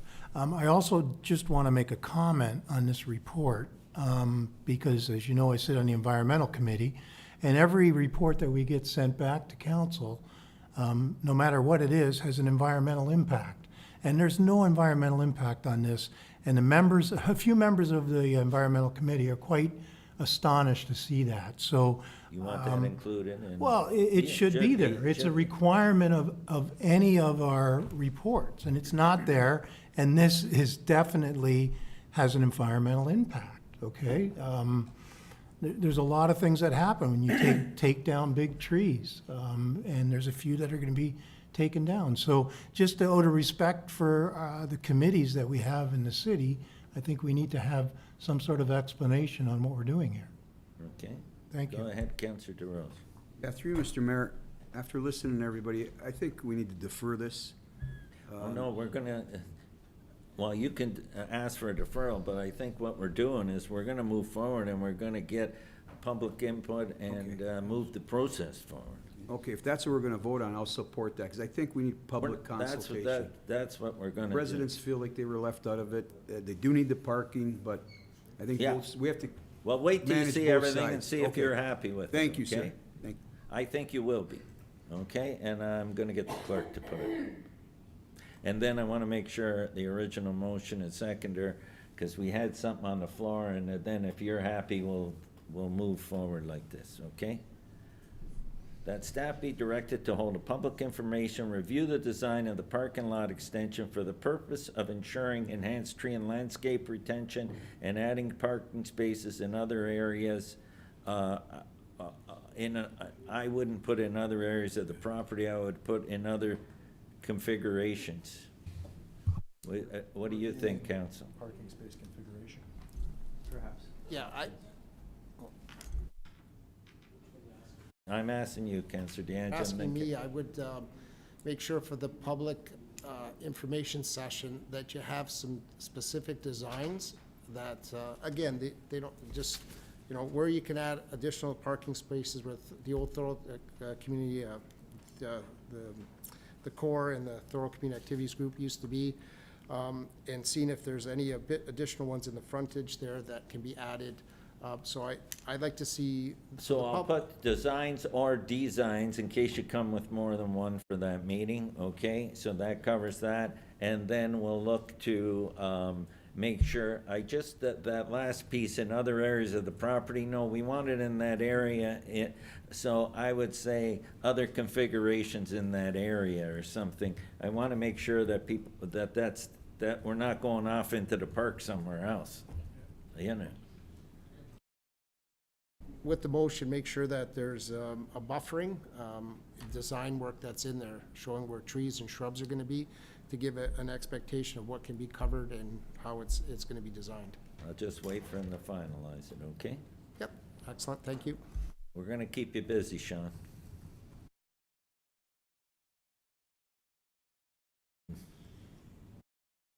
Al?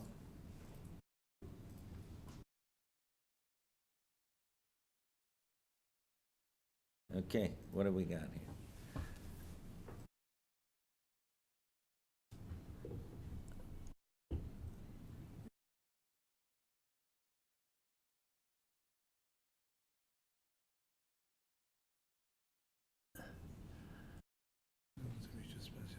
Is that good? Are you happy with that? Anybody have anything that they're not, and does this alleviate your concerns, Councillor DeRose? Yeah, it does. Okay, anyone else? Are you okay with that? Absolutely. This looks like it might lead to a win-win for Yeah. everyone. Everybody else, so first of all, we had a mover and a seconder, I think it was Councillor Hanley and Councillor DeRose. Are you still gonna move and second this motion? Yes. Okay, I wanna make sure that you're still good with that. Go ahead, Councillor DeAngelo. Yeah, I don't want to wordsmith too much, but I would rather see the purpose of ensuring enhanced landscape and tree retention as opposed to enhanced tree and then landscape retention. What, reverse the words? Yeah, Do you because want you're to- looking for tree retention and you're looking for enhanced landscaping. Enhance landscape and tree retention, so you're flipping those two words. That makes sense. I can live with that. Okay, so that's getting switched. The motion's there. Everybody good with that? Okay, I had a mover and a seconder. All those in favor? Opposed? That is carried. Okay.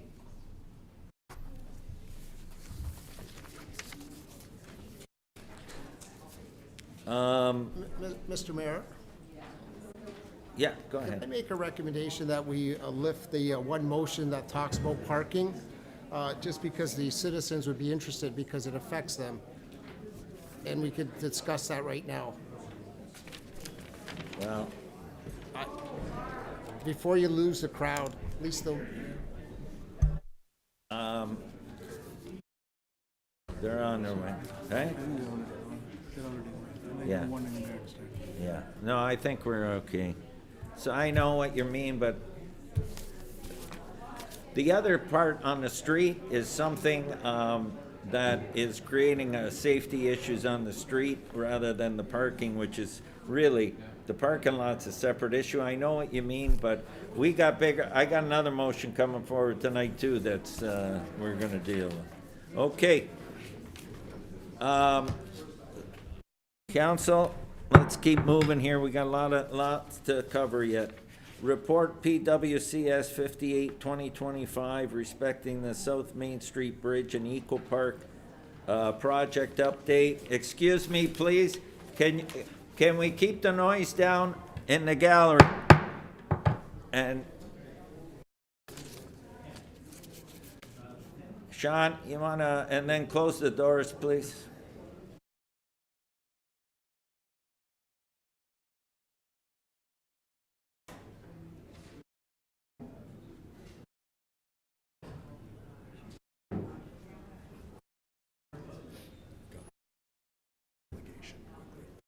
Yeah, I'm gonna mention. You want to keep this door open, different optics? I know. Okay, let's continue. Report PWCS 58 2025 respecting South Main Street and Eco Park project update. There is a written delegation from Ron Devereaux. Members of council have received the written delegation corresponding South Main Street Bridge and Eco Park, and it's there for councils to read. That's been submitted by Ron Devereaux. And I thank him for his written submission. Well, in a few minutes, he's got to. I'm gonna put the motion on the floor first. Okay? So, in accordance with procedural bylaw report PWCS 58 2025 South Main Street Bridge and Eco Park project update will be dealt now. Can I get a mover and a seconder? I got Councillor Sentence and Councillor O'Hare to put the report on the floor. And now I'll open the floor for any questions or comments to staff. Go ahead, Councillor O'Hare. Thank you, Mr. Mayor. Through you to Sean, and on behalf of Ron Devereaux, his question of the cost, which is very significant. Why is his cost so high? Can you explain where the breakdown of some of these numbers come from? Through you, Mr. Mayor, generally the process that we're going through at this point in time is where we found the remains. We have to look to see if we can find any more. That involves us doing a 5 meter by 5 meter square, 3.5 meters deep, and running it all through a 3 millimeter sieve. That is a time-consuming and difficult process, and then identifying anything that we should happen to find. We went through a process of procuring this, looking for proposals as to how to do that. We received 2 proposals on how to make it happen. The first one, the high one came in at 4.5. The low one came in at 3.4. 4.5 million and 3.4 million? Yes. Do you go ahead? You still have the floor, and then I'll go. Thank you. Thank you. Through you, Mr. Mayor. So this is something completely mandated. We have no say in this. We have to go forward with it no matter what, and we just have to foot the bill. We've been looking for opportunities to share the funding with the provincial and/or federal governments. We have not been successful at this point in time. One final question. Have we been able to tap into any resources from the Indigenous community? Are there any funds available there? Through you, Mr. Mayor, quite the opposite. As we do this work, the Indigenous consultation is going to be on site, and we're going to be paying them. All right. How long is this going to take? Through you, Mr. Mayor, to Sean?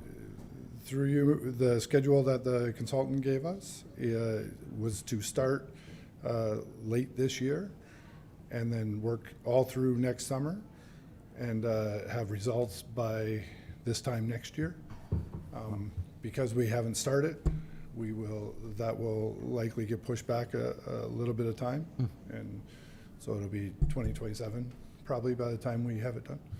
Okay. All right. Thank you very much. Thank you.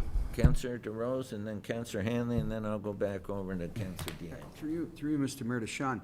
Sean, I'm just reading the report. It says the Ministry of Public Business Service Delivery and the Ministry of Citizenship and Multiculturalism directed the city to complete a burial site investigation. Is that their responsibility or their role? Through you, Mr. Mayor, yes. Okay, so how long ago did you guys know about this, the results?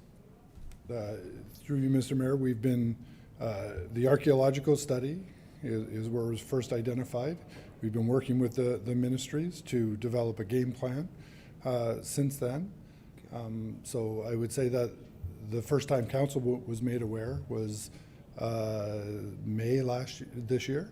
When he came for funding, and we approved, 200 and something thousand at the time?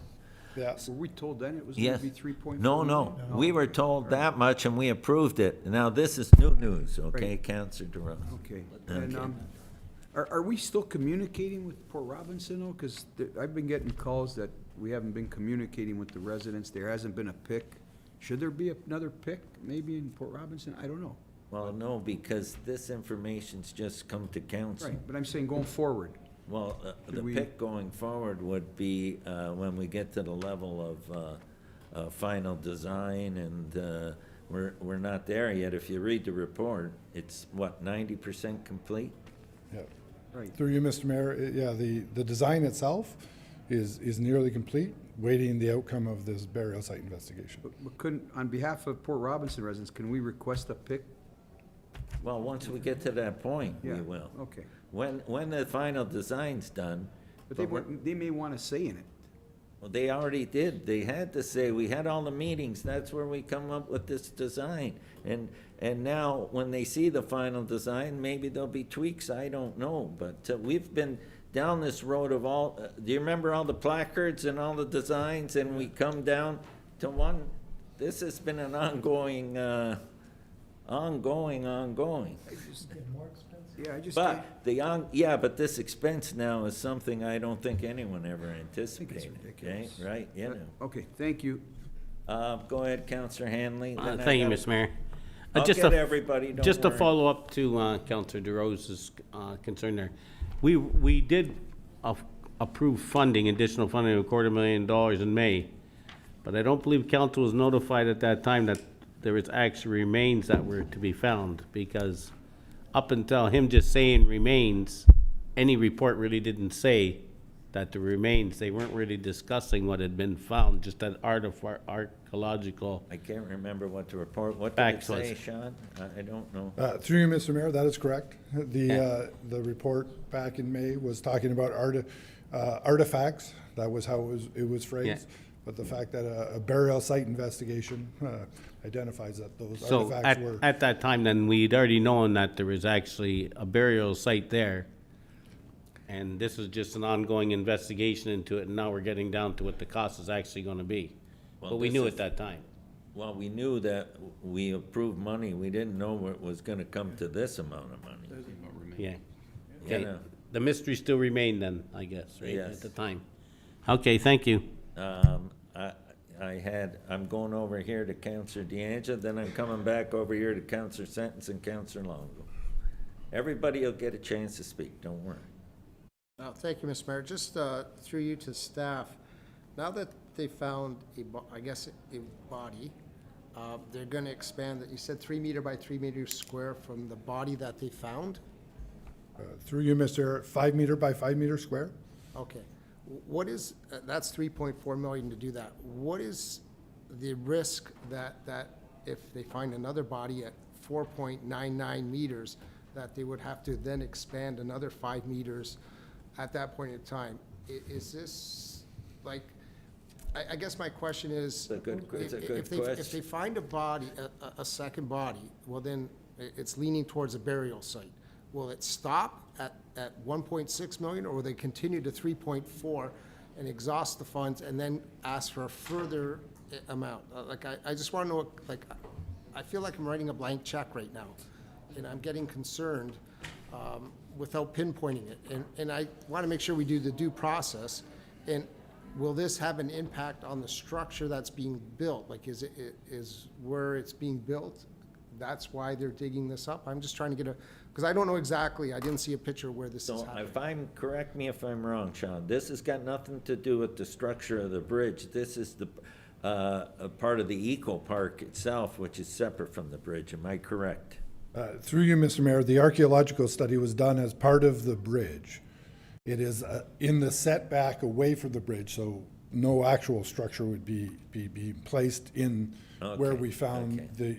the remains at this point in time. Okay, because that leads me to the next question. Well, Go ahead. the risk of further work to be done, but the second question is, can we proceed with the bridge with this work being done if it's designed, designated as a burial site? Can we move around it in terms, because again, I don't know where the location is, so I'm now speculating. Can we move around it and still move forward with the bridge, or does this mean once this is identified as a burial site, that's it, it's closed off, we're doing no more, the bridge can't be replaced, it'll have to sit there and just fall down and nothing gets done? Like, so that's my question. Where do we go if they don't find anything further, or if they do find further, what are our risks from a community standpoint, from a council standpoint? Through you, Mr. Mayor, if we, I believe the first question that was asked was, if we find another piece of a body, would we stop and reconsider? The answer is absolutely yes. We won't necessarily spend the whole 3.4 if we find another bone, but that will then put us in a situation where we need to spend a different 3.4 to find, to build, or to dig the 5 meters around that bone. And the other question is it going to affect our ability to build the bridge? We need to figure out what the limit of the burial site actually is before we can answer that question. Okay, so it sounds like we're in for 3.4 minimum, and let's see what happens from there, I guess. So, and just so it's clear, the recommendation is going to The budget. of next year. Okay, that's it for questions right now. Thank you. Over here, I had Councillor Sentence, then Councillor Longo. Thank you, Mr. Mayor. Through you, I just piggybacking on what Councillor D'Angelo just said. Can it get to a point where the historical or the province would say, "Look, you're done. This whole area is off limits"? Could it get to that point as they dig?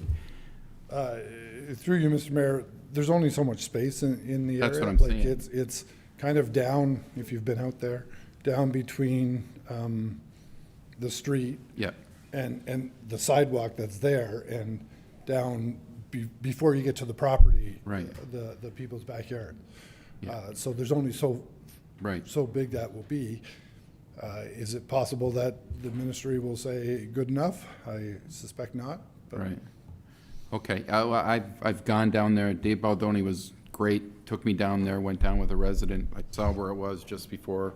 When you go down on the left, there's actually a box there or a sea container there from the dig, and he brought us through the whole thing and showed us what was going on. So a couple questions that my friend out there had was, will the public be able to see any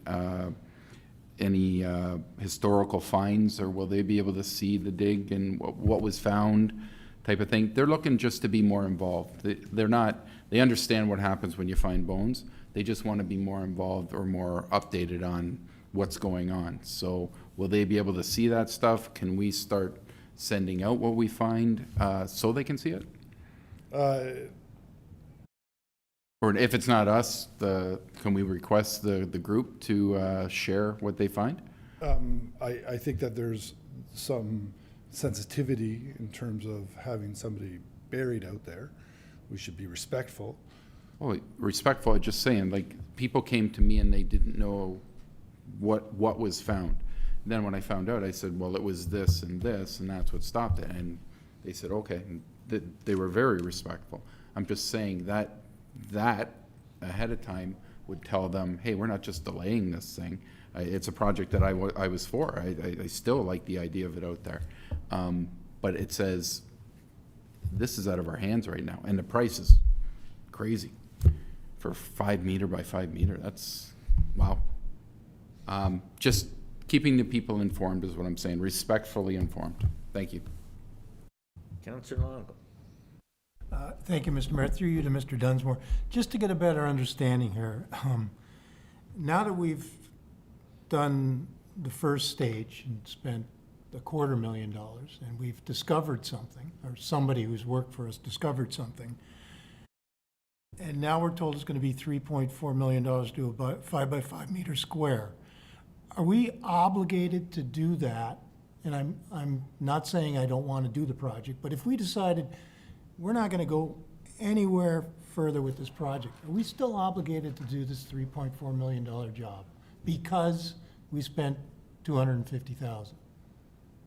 Through you, Mr. Mayor, I believe that we are.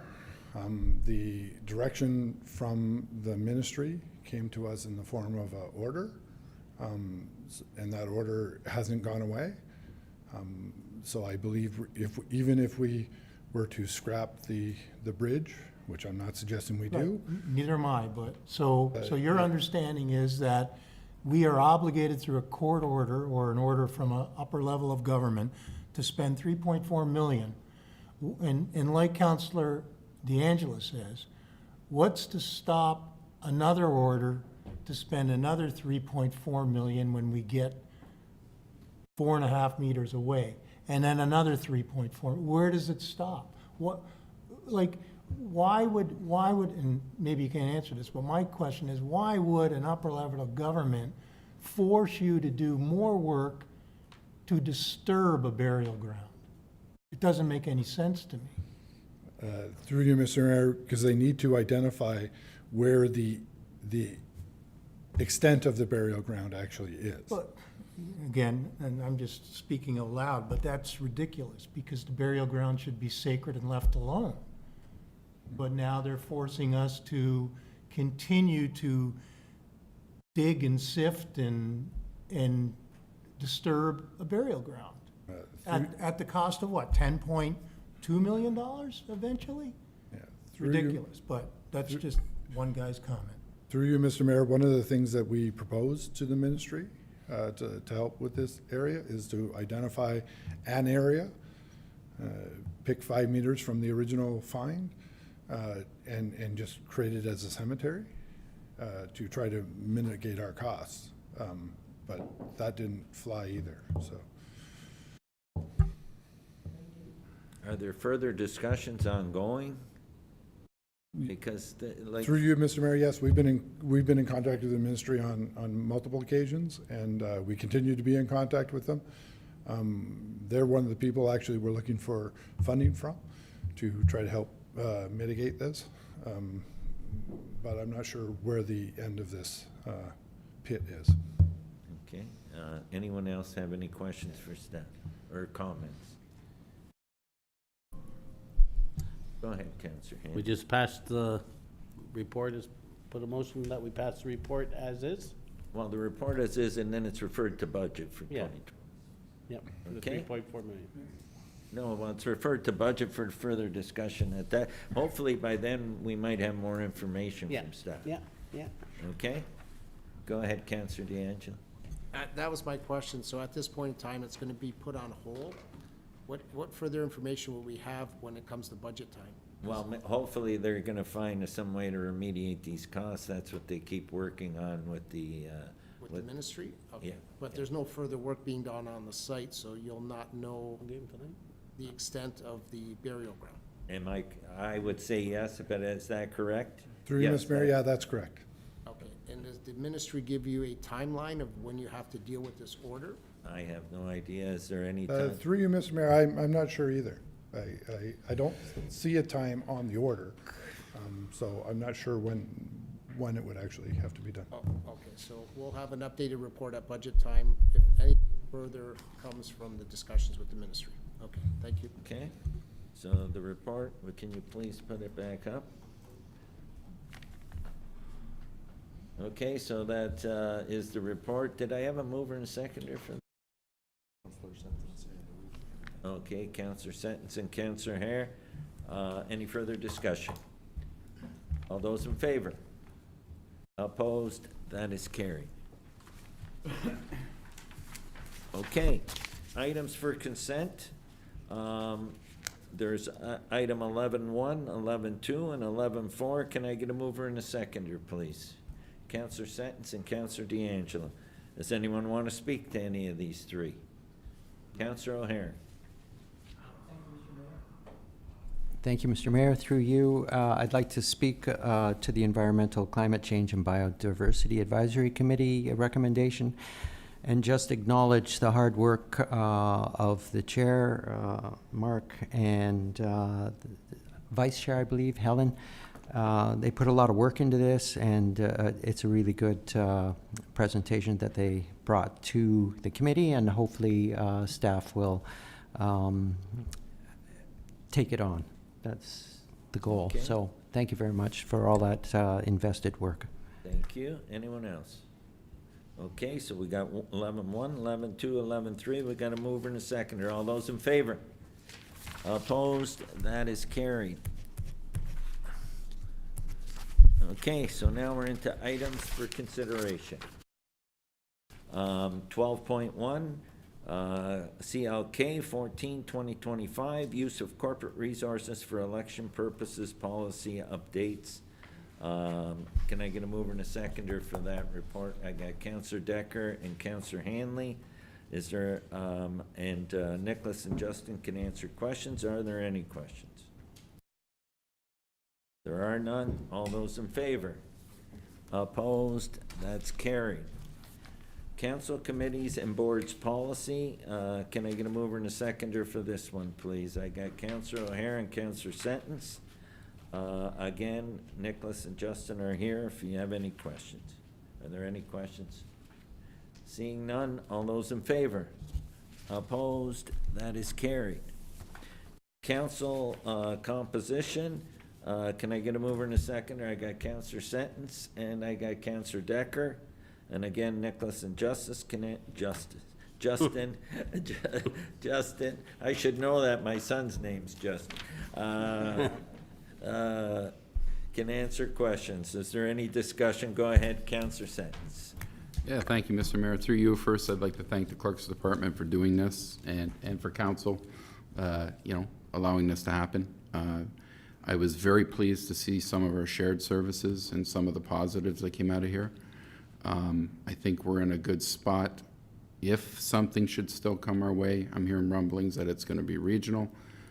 At this point, I don't want to push changing anything. I didn't see anything in there that really from the citizens or from any other point of view that would warrant that right now. And I certainly wouldn't want to, not going back to the last one, be, elitist or keep anybody out. So from my point of view, I appreciate it. We have this in our back pocket. And if something does happen by the end of the year, we can move on it. But I appreciate you guys. Okay, Everyone. so you're Thank you. happy with the report? I'm happy You're with the happy report. with status quo? Yes. Anyone else have anything to add? Okay, go ahead, Councillor Dan. Thank you, Mr. Mayor. Yeah, the report was excellent. It really covered a lot of good points. It's a good general read to see what the positive aspects are, especially what we've been getting done in our community. And then when you look also, again, you look at the value of what Thorold councillors are getting compensated. We were the second lowest, right? There's 8 of us here. 8 of us bring 8 different mindsets, bring 8 different thought processes. We sit on numerous committees. We've just added another committee where another 3 councillors sit on that. So I think this is one of the, our community has one of the best working councils because we really take pride in our community. We do a lot of different things. We try to be at the forefront. We just don't follow others. A good example is that we're working with our veterans associations to come up with the best thing of honoring them as opposed to just following suit where everyone else is just putting a crosswalk in. So that's what I like about this council, and I've liked it for the last 20 years, is that, we don't always agree, but when you bring your thoughts and you come here prepared, we usually come out with a better solution. Tonight's a good example, too, with the parking lot issue that we're having. We're all agreeable to move it forward, but we need a little bit further consultation to get that done. You're not going to get that in a big municipality. That would have just been passed, and one person, if anyone read the report. So I think we have what I call as elected officials in Thorold, not politicians. Politicians just do what they want to do to get themselves reelected. I think we do what the community wants, and we try to be responsive to their needs and trying to manage that within a fiscal budget. So I think this report's definitely outlined And I don't want to shut the door by reducing council members, because there's always new people with new ideas and new thought processes. So thanks for the staff to put the report together. Okay, so we had a mover and a second, and I want to reiterate as well, this was a good exercise because there's a lot of good information here, and I think it would open a lot of eyes once you look at it. So, all those in favor?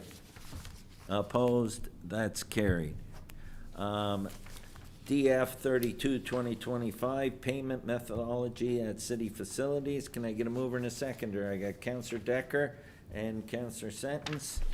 And Maria's here to answer any questions. Go ahead, Councillor Decker, you're up first. Thank you through you, Mr. Mayor. More than a comment, I appreciate the report Maria and her team did. It was pretty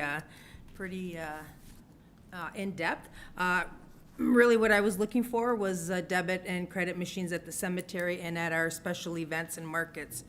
So it'll be good to see us hopefully having portable machines at our events and markets so we can sell our merch there and recoup some money back to that use. And at the cemetery too, especially with the new mausoleum going in, you may see people now using their credit cards and debit cards more now than they would have maybe 10 years ago. So thank you, Maria, and the rest of the team. Thank you so much. Go ahead, Councillor DeAnge. Thank you, Mr. Mayor. I know it's been referred to budget, so I don't want to speak too much on it, but I would rather see that if we're going to do this, I'd rather see us pilot the project to see if it's really worth it. Because if you're spending money and if the goal is just sell merchandise and do little things, and the cost is exorbitant, we have extra staffing costs, everything else, I would rather see it piloted for a year to see if it really makes sense doing it. Because the report was excellent. I was going to make a comment when, was it Margaret from presentation Mainstream? Yep. commented saying she had a great finance director, and I was going to stand up and say we also have one too, because the report was fabulous and it gave us a lot of good information.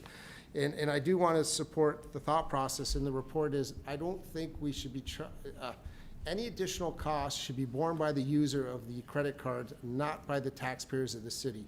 So anything that moves forward, so if this program is going to cost and it's a surcharge of $5 to $10 for them to use a credit card, well, that's life and that's where it's going to be added.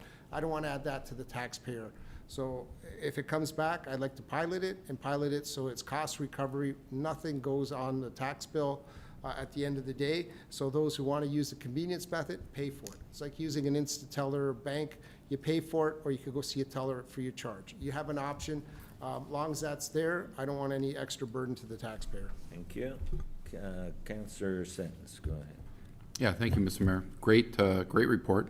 I'm very happy. When I went to buy a bench and they said I had to go get a check, I had to figure out where I was going to get a check. So I appreciate this coming forward. I like this. The TAA does exactly what you said. They say, listen, if you want to use your credit card, you're welcome to use it, but this is how much it's going to cost you extra.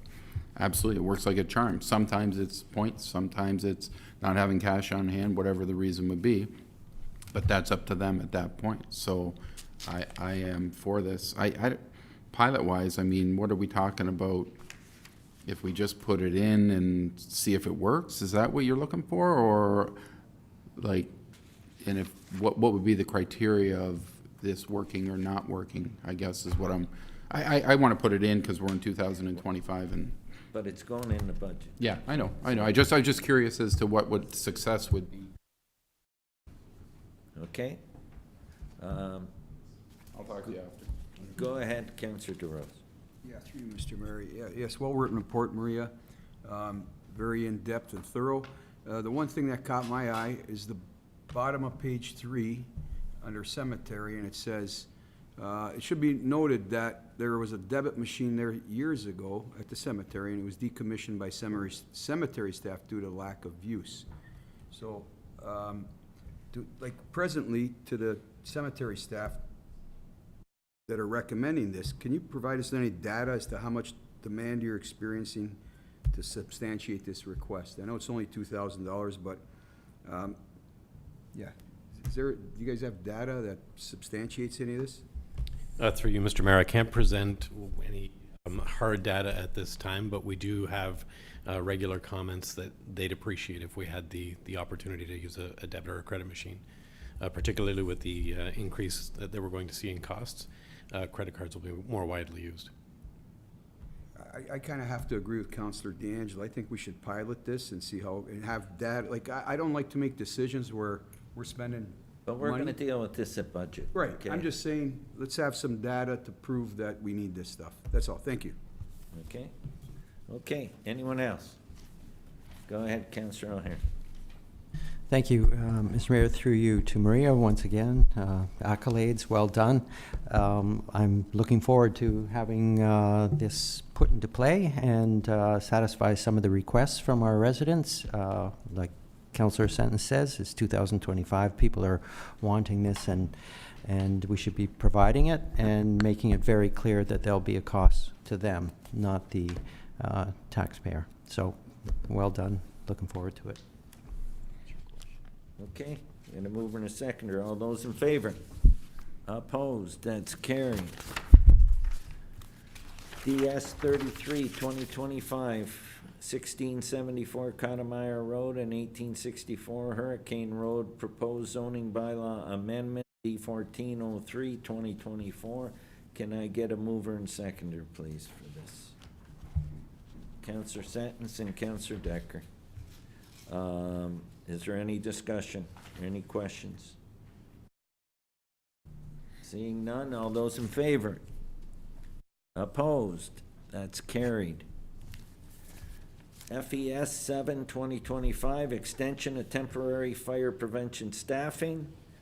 Can I get a mover and a seconder, please, for this? Councillor D'Angelo, and I need a seconder, Councillor Sentence. And Chief Terry Dixon's here to answer any questions. Any questions? All those in favor? Opposed? That's carried. PWCS 38, 2025, Community Safety Zone Policy.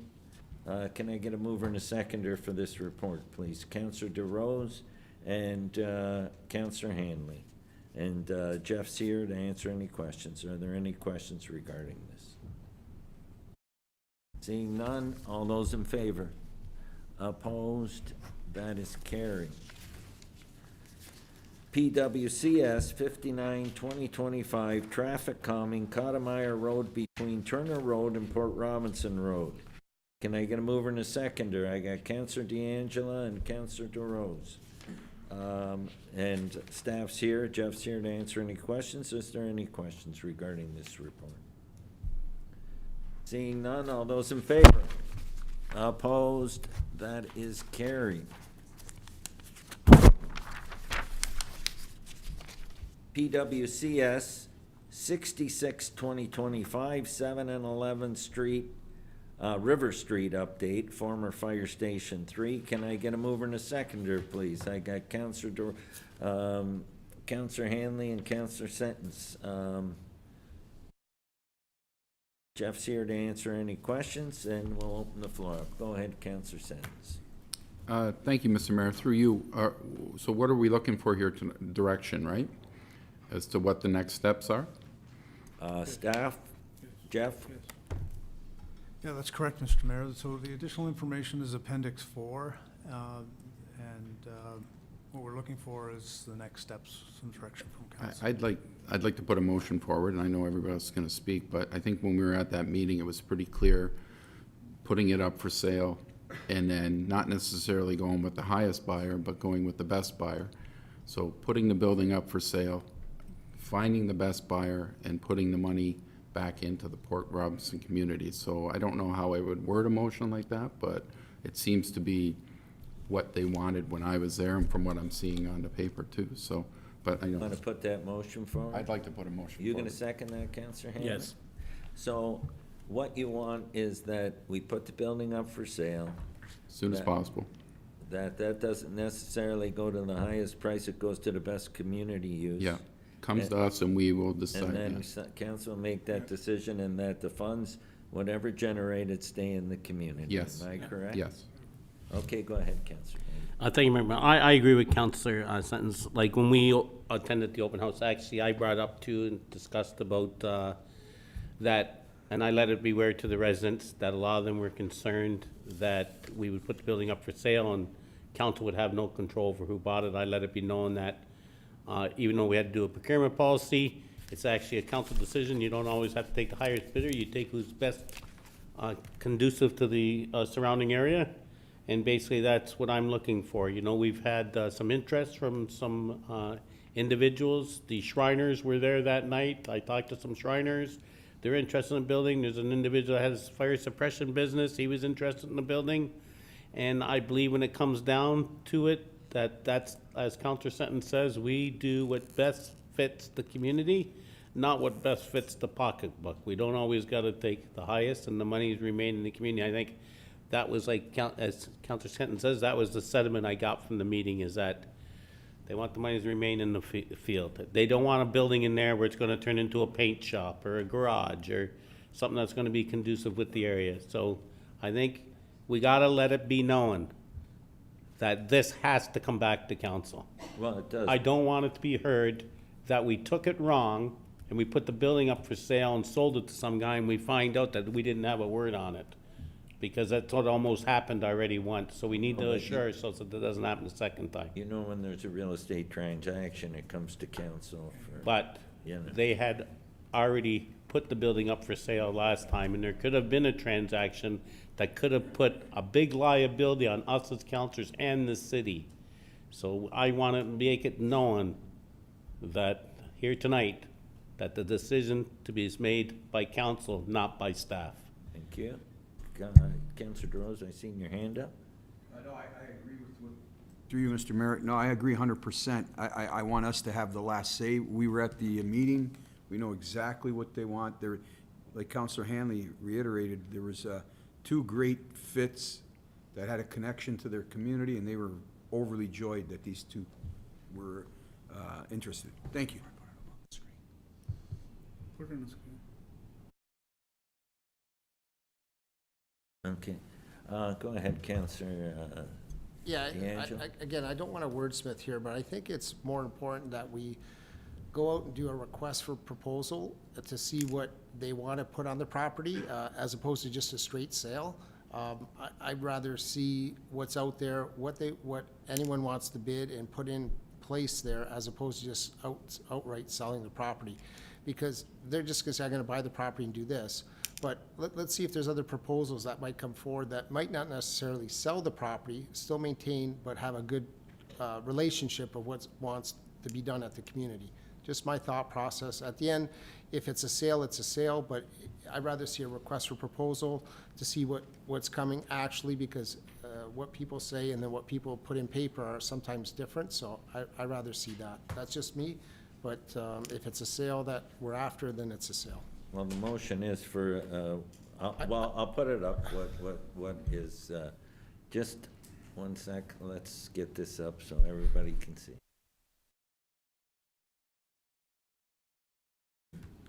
Okay.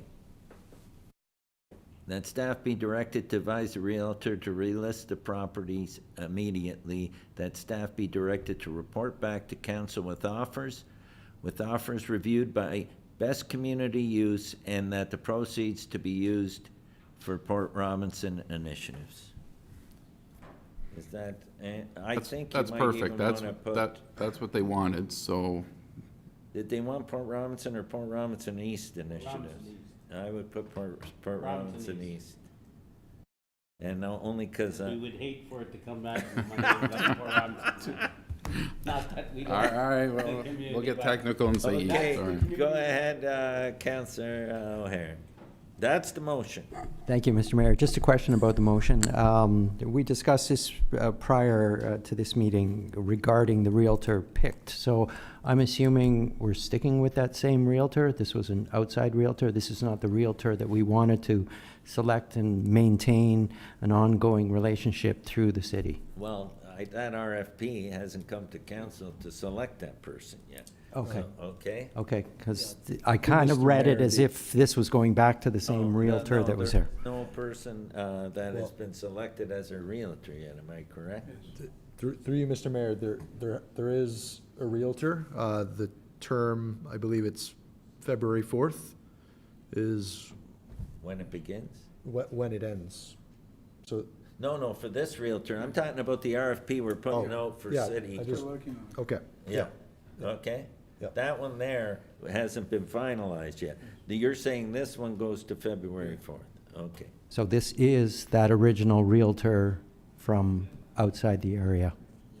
Yes. Okay. Okay, and then our RFP to do what you're talking about should be going out shortly, or where are we at? Well, we should get it out ASAP, okay? officer is already finalized. Okay. Okay, so that's what's on the floor. We had a mover and a seconder. Any further discussion? All those in favor? Opposed? That is carried.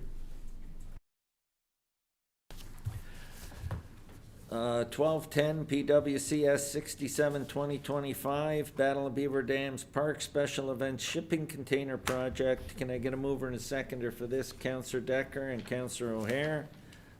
Jeff's here to answer any questions. Is there any comments or questions regarding? Go ahead, Councillor Sens. Just one comment. Great idea. I don't know where you found this, but this is a fantastic idea for the park. Good work, whoever it was. Thank you. Jacob, maybe you can give him a little history. Yeah, on give me a this, history on grant this. we got regarding this project. Thank you. Through you, Mr. Mayor, it was a grant initiative that was proposed through Jeff, suggested to apply to. We did apply, and yes, we were successful, so thank you very much. Fantastic. Thank you. Anyone else? Go ahead, Councillor Hand. I can just say those CK can containers is something that's utilized at racetracks big time. Really? Because they're self-contained, they prevent any weather from infiltrating into the building and that stuff. They're secured units, locked up, and a lot of facilities are actually going with that type of unit to secure their items and everything and their personal belongings. So I think it's a great idea. I loved when I seen it. I seen one that was actually built into a building with these type of containers. You would never know they were sea containers. Well, that's good to hear. Okay. Go ahead, Councillor DeAngelo. Thank you, Mr. Mayor. Yeah, it's a good idea. I support it. Quick question, is there a thought process of where you're gonna locate it in the park? Because Jeff, Jacob, we finalized the location? There is a proposed location within the park. If you're aware of the existing concrete pads that were there previously, to the west side, the east side of the park. That's where we're proposing to put it, kind of where the patio's typically been at Canada Day events as well as the market. okay, just, I know where the patios are, but just make sure it's not blocking anyone's garden or any view so that you don't have to move it a second time. Put some thought into that, just to make sure. And then even with, I would assume there's gonna be some policy or regulations in the use of the facility, because I'm sure outside groups are gonna wanna use it too, so I guess that'll come in place when the container is fully mobilized. And also just, will the operational costs of the facility be incorporated in the budget next year as part of the management of the park? Because there'll be costs, like if you're gonna put water, electricity in there, I'm sure there's gonna be costs. Well, I think the water electricity is part of the cost. It's already in this cost. Am I correct, Jeff? Yeah, I believe you're referring to the ongoing operational costs. So, Operating, yeah. but the water, and that, Yeah, I think is part of the hookup. It's always cheap to build it. It's more expensive to run it later and take care of it. That's my concern, because that's what's gonna impact the taxpayer in the long run. So long as those considerations are in there for the budget next year, I'm happy with that. Thank you, Jacob. Anyone else? Go ahead, Councillor O'Hare. Thank you, Mr. Mayor. Through you to Jacob. Jacob, maybe you could inform council of the secondary use of the container, not just to be a service center for serving the crowds, but the alternate use. Yeah, as well as functioning as an event space during events, we're also going to be using it as a storage facility. So currently, if you're aware, we're using a lot of the backstage area at Battle of Beaver Dams Park for some of the storage. That kind of conflicts with when we actually have bands in there, creates a bit of a hazard in that area, tripping hazard on the floor. as well as entry and egress. So this will be looking to relocate most of those items that are stored currently backstage at the park into a more permanent and safe home, kind of out of the way. That's right, safe, secure. Okay. They're secure. And mover and a seconder, all those in favor? Opposed, that's carried. PWCS 69, 2025, single source, Netterman exhaust system, Fire Station 4. Can I get a mover and a seconder, please? Councillor Decker and Councillor Sentence and Fire Chief Terry Dixon and Jeff Holman are here to answer any questions. Are there any questions regarding that? Seeing none, all those in favor? Opposed, that's carried.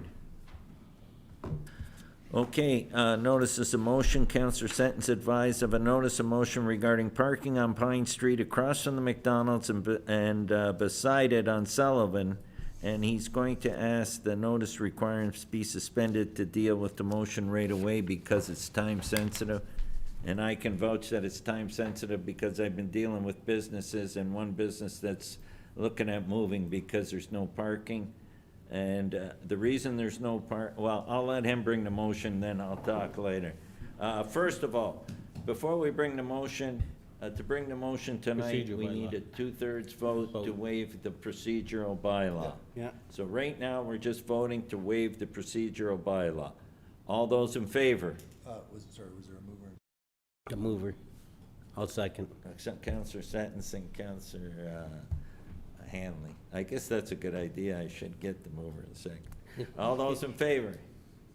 Opposed? That's carried. Now, Councillor Sentence, bring the motion forward. Well, you said it all already, so. I know I stole your thunder. Yeah, but no question. What he said, ditto, I don't know what I he asked Councillor said. Sentence to bring this forward because I didn't want to leave the Yeah, chair. yeah. But on the side over by, I have had, John's Meats has complained about the parking across from them and nobody can get in. The poor business guy over there can't unload or load because people park there all day. And maybe it's a permit thing and everything. And beside McDonald's, where it's students and people parking there all day, parents can't park there for 5 minutes to go pick up their kids because they can't. And it's hard when you're turning the corner from It's Torquay. awful. So yeah, what he said, but plus, so. And I'm just gonna add to that, I talked to the business owners across the street, and the one was very upset. I've actually been working with him to find another location in Thorold. And secondly, I talked to Mike Skirtage, and I told him that we can't have students parking there all day. And he agreed with me. He said, post it. I have no problem. He says, the problem is they don't wanna buy the permit to park in the parking lot, because they charge them to park, it's not free.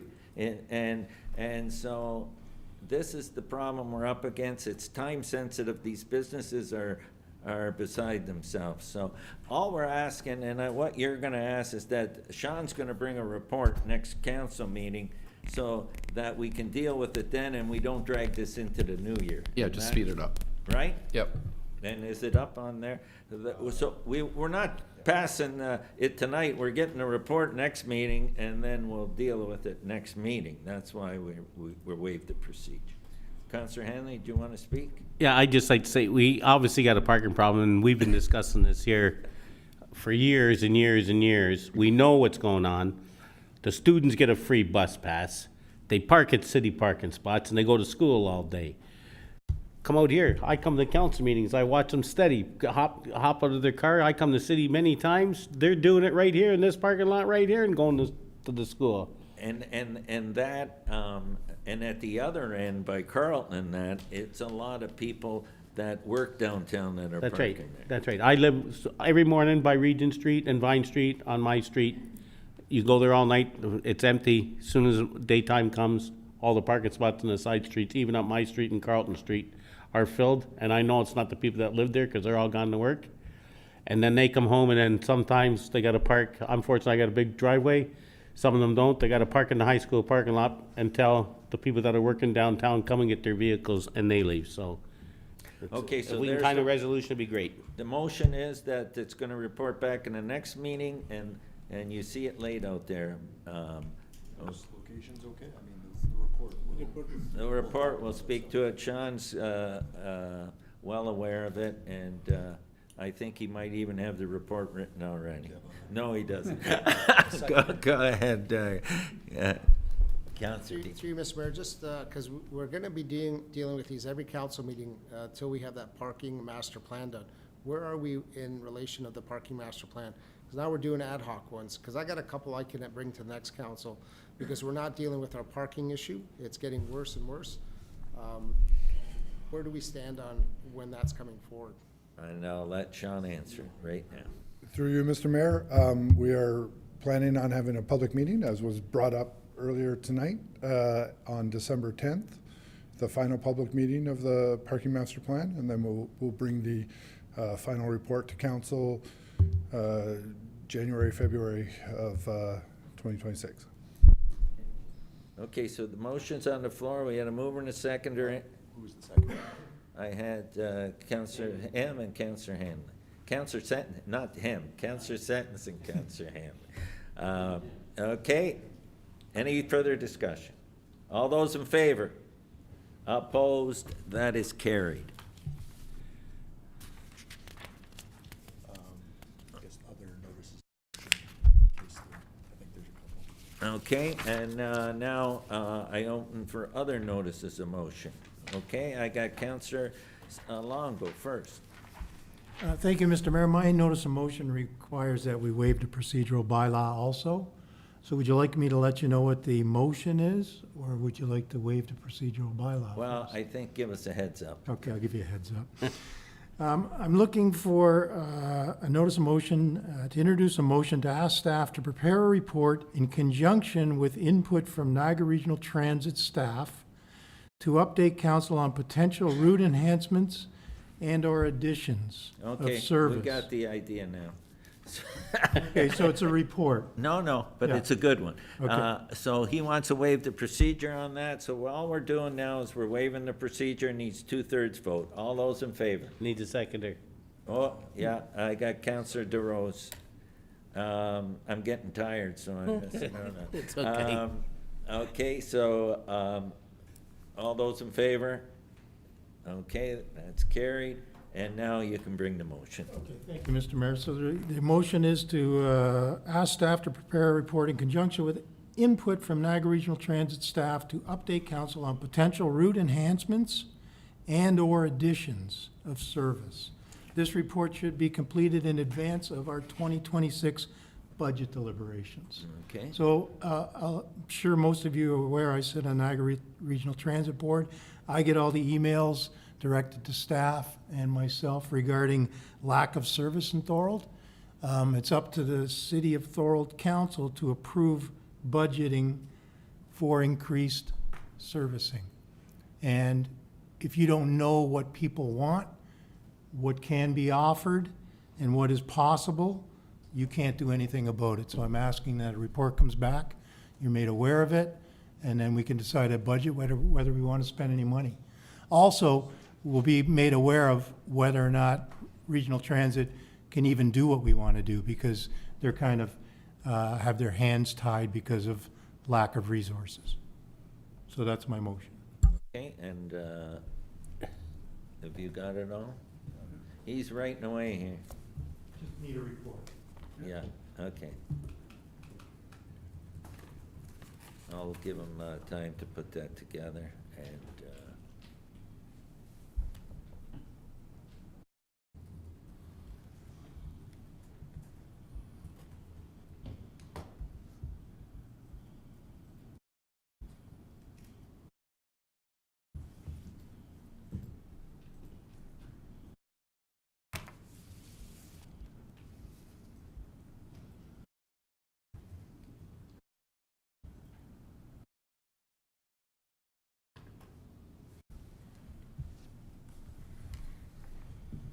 staff be directed to consult with Niagara Region Transit and report back to council on possibilities for route enhancement and provision of service improvements for the 2026 budget deliberations. Is that good for you? Okay. Do we have a seconder? I think it was Councillor DeRose. Any discussion? All those in favor? Opposed? That is carried. Okay. And now I'm gonna go to Counselor DeRosa, who wants to bring a motion next meeting on impact procedures. Go ahead, Counselor DeRosa. Through you, Mr. Mayor, yes, I'd like to bring a motion the next meeting in regards to issues residents are having with MPAC. Thank you. Okay, and then you also want to bring a motion regarding the presentation today? Did you want to bring a notice of motion regarding the presentation on Budget housing? overruns. Or did you want us to look at, I don't know what you wanted, but I told you to have to do it under notice of motion. No. This was the presentation on rent and different things.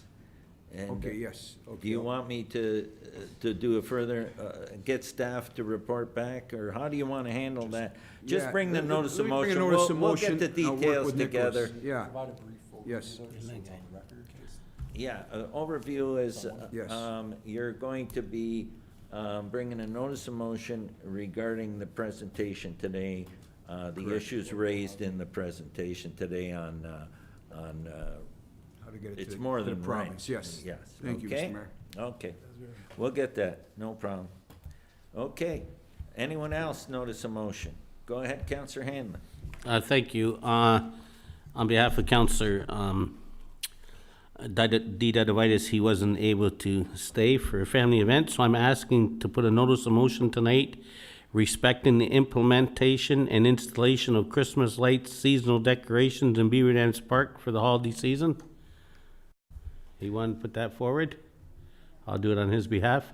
Yes, but did you want to waive the conditions because of the time sensitive? Well, or wait till the I next could meeting? waive the Because conditions, the next yeah. meeting's not till December. Yeah, to 9th. December 10th, so then I'll ask that we waive the procedural bylaw.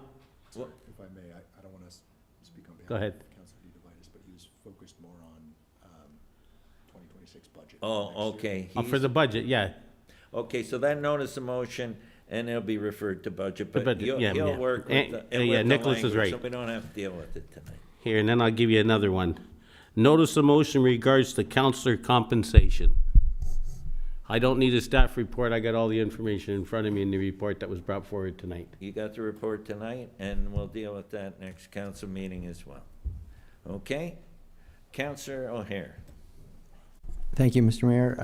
This is a notice of motion regarding tree inventory on municipal property slated for development. On municipal property, well, I'll let you work and fine tune that, okay? Okay, now we're gonna move on to the motion from Counselor O'Hare and respecting parking concerns which were brought up tonight at or near 8 Carlton Street and Claremont as well. It's actually Claremont where all the counselors got emails on Claremont. Go ahead. Okay, thank you, Mr. Mayor. Through you, whereas concerns have been raised regarding the increased use of the parking lot at 8 Carlton Street South by individuals who are not City of Thorold staff, volunteers from the 50-plus center, or visitors to the property, resulting in reduced parking availability for those the lot it is intended to serve, whereas additional issues have been identified, including unsafe driving behavior within the lot, vehicles parking too close to entrances and exits, and increased congestion and full-day parking on adjacent residential streets, which are impacting accessibility and safety in the surrounding neighborhood. And whereas the City of Thorold will be adding approximately 40 additional parking spaces at 8 Carlton Street South, and is in the process of developing a citywide parking master plan to provide long-term solutions, but it would be beneficial to undertake an interim operational review of this area to identify possible short-term improvements, such as updating signage, adjusting time limits, or clarifying access points prior to the completion of the master plan. And therefore, be it resolved that the Corporation of the City of Thorold enacts as follows: the staff be directed to review parking and traffic conditions associated with 8 Carlton and adjacent streets, including the installation or modification of signage and safety measures within and around the parking lot, and measures to reduce the prevalence of long-term parking on adjoining roadways, and that staff be further directed to report back to council with findings and recommendations to address these concerns. And it Who's says your it all. seconder? Counselor Counselor Sentence, Sentence. okay. It says it all. I don't need to speak to it anymore. Okay, what I would, if it's a friendly amendment, I'd make two little changes. One, I would put, whereas the city of Thorold will be adding additional parking spaces, I would get approximately 40, because we know that we're proceeding to have consultation. Mm-hmm. So I would just, if you're fine with that, both of yous, I would just put, we'll be adding additional parking Okay, spaces. yeah, I'm good with that. And the other one I would put is that, where is it down here? That staff be directed to review parking and traffic conditions associated with 8 Carlton and adjacent streets, particularly Claremont. Yes. Yeah, Because that was the Claremont's the intention. area from Carlton to Chapel where we're getting crushed. Yep. Okay, so I would put there, an adjacent, particularly Claremont. Okay, so then you Yep. don't have, Good. they'll know where. But we're getting hammered on Claremont, and I can tell you that the people are coming, I watched them. They park their car and they go work downtown, and although we know we have to work with everybody, that's not a good situation, okay? So I'll open the floor now for comments. I'll start with Councillor DeAngelo, and then I'll come over here. Thank you, Mr. Mayor. Well, again, that's why I brought up that we got to get this parking plan, master plan sorted out, and we have to look at permitting some of these situations, and that'll alleviate the problem. I want to speak specifically to this one here. Regarding the seniors parking lot and the city parking lot there, can we not institute a permit system so that seniors that are parking there have a permit, city staff would have a permit that could park there, and then anyone else, if they're there for longer than a specific period of time, they would get a ticket. Our bylaw department's right in there, so I think that would be easy to monitor, because we really need to solve the senior problem. They're not quite happy that we didn't proceed rapidly with the parking lot, so we got to come up with some interim measures to make it safer, because there was a couple of mentions of accidents happening. Let's get the vehicles that shouldn't be there out of there, and make sure, and if they want to park there, then give them a ticket, so it would generate some revenue. I think that's critical. So can that question sort of be addressed? Can we institute a permit system very rapidly? Staff for that direction, can you parking look lot? at a permit system for parking at the senior center project? Yeah, well, we can include that in the report. There will be some situations where, say, people are coming to get building permits. Yeah. That won't have a parking permit. No, But, that's, so we'll have to try and accommodate. we'll have to work through that. No, that's a good point, I mean, it's an area of concern that we have to address, there's no question.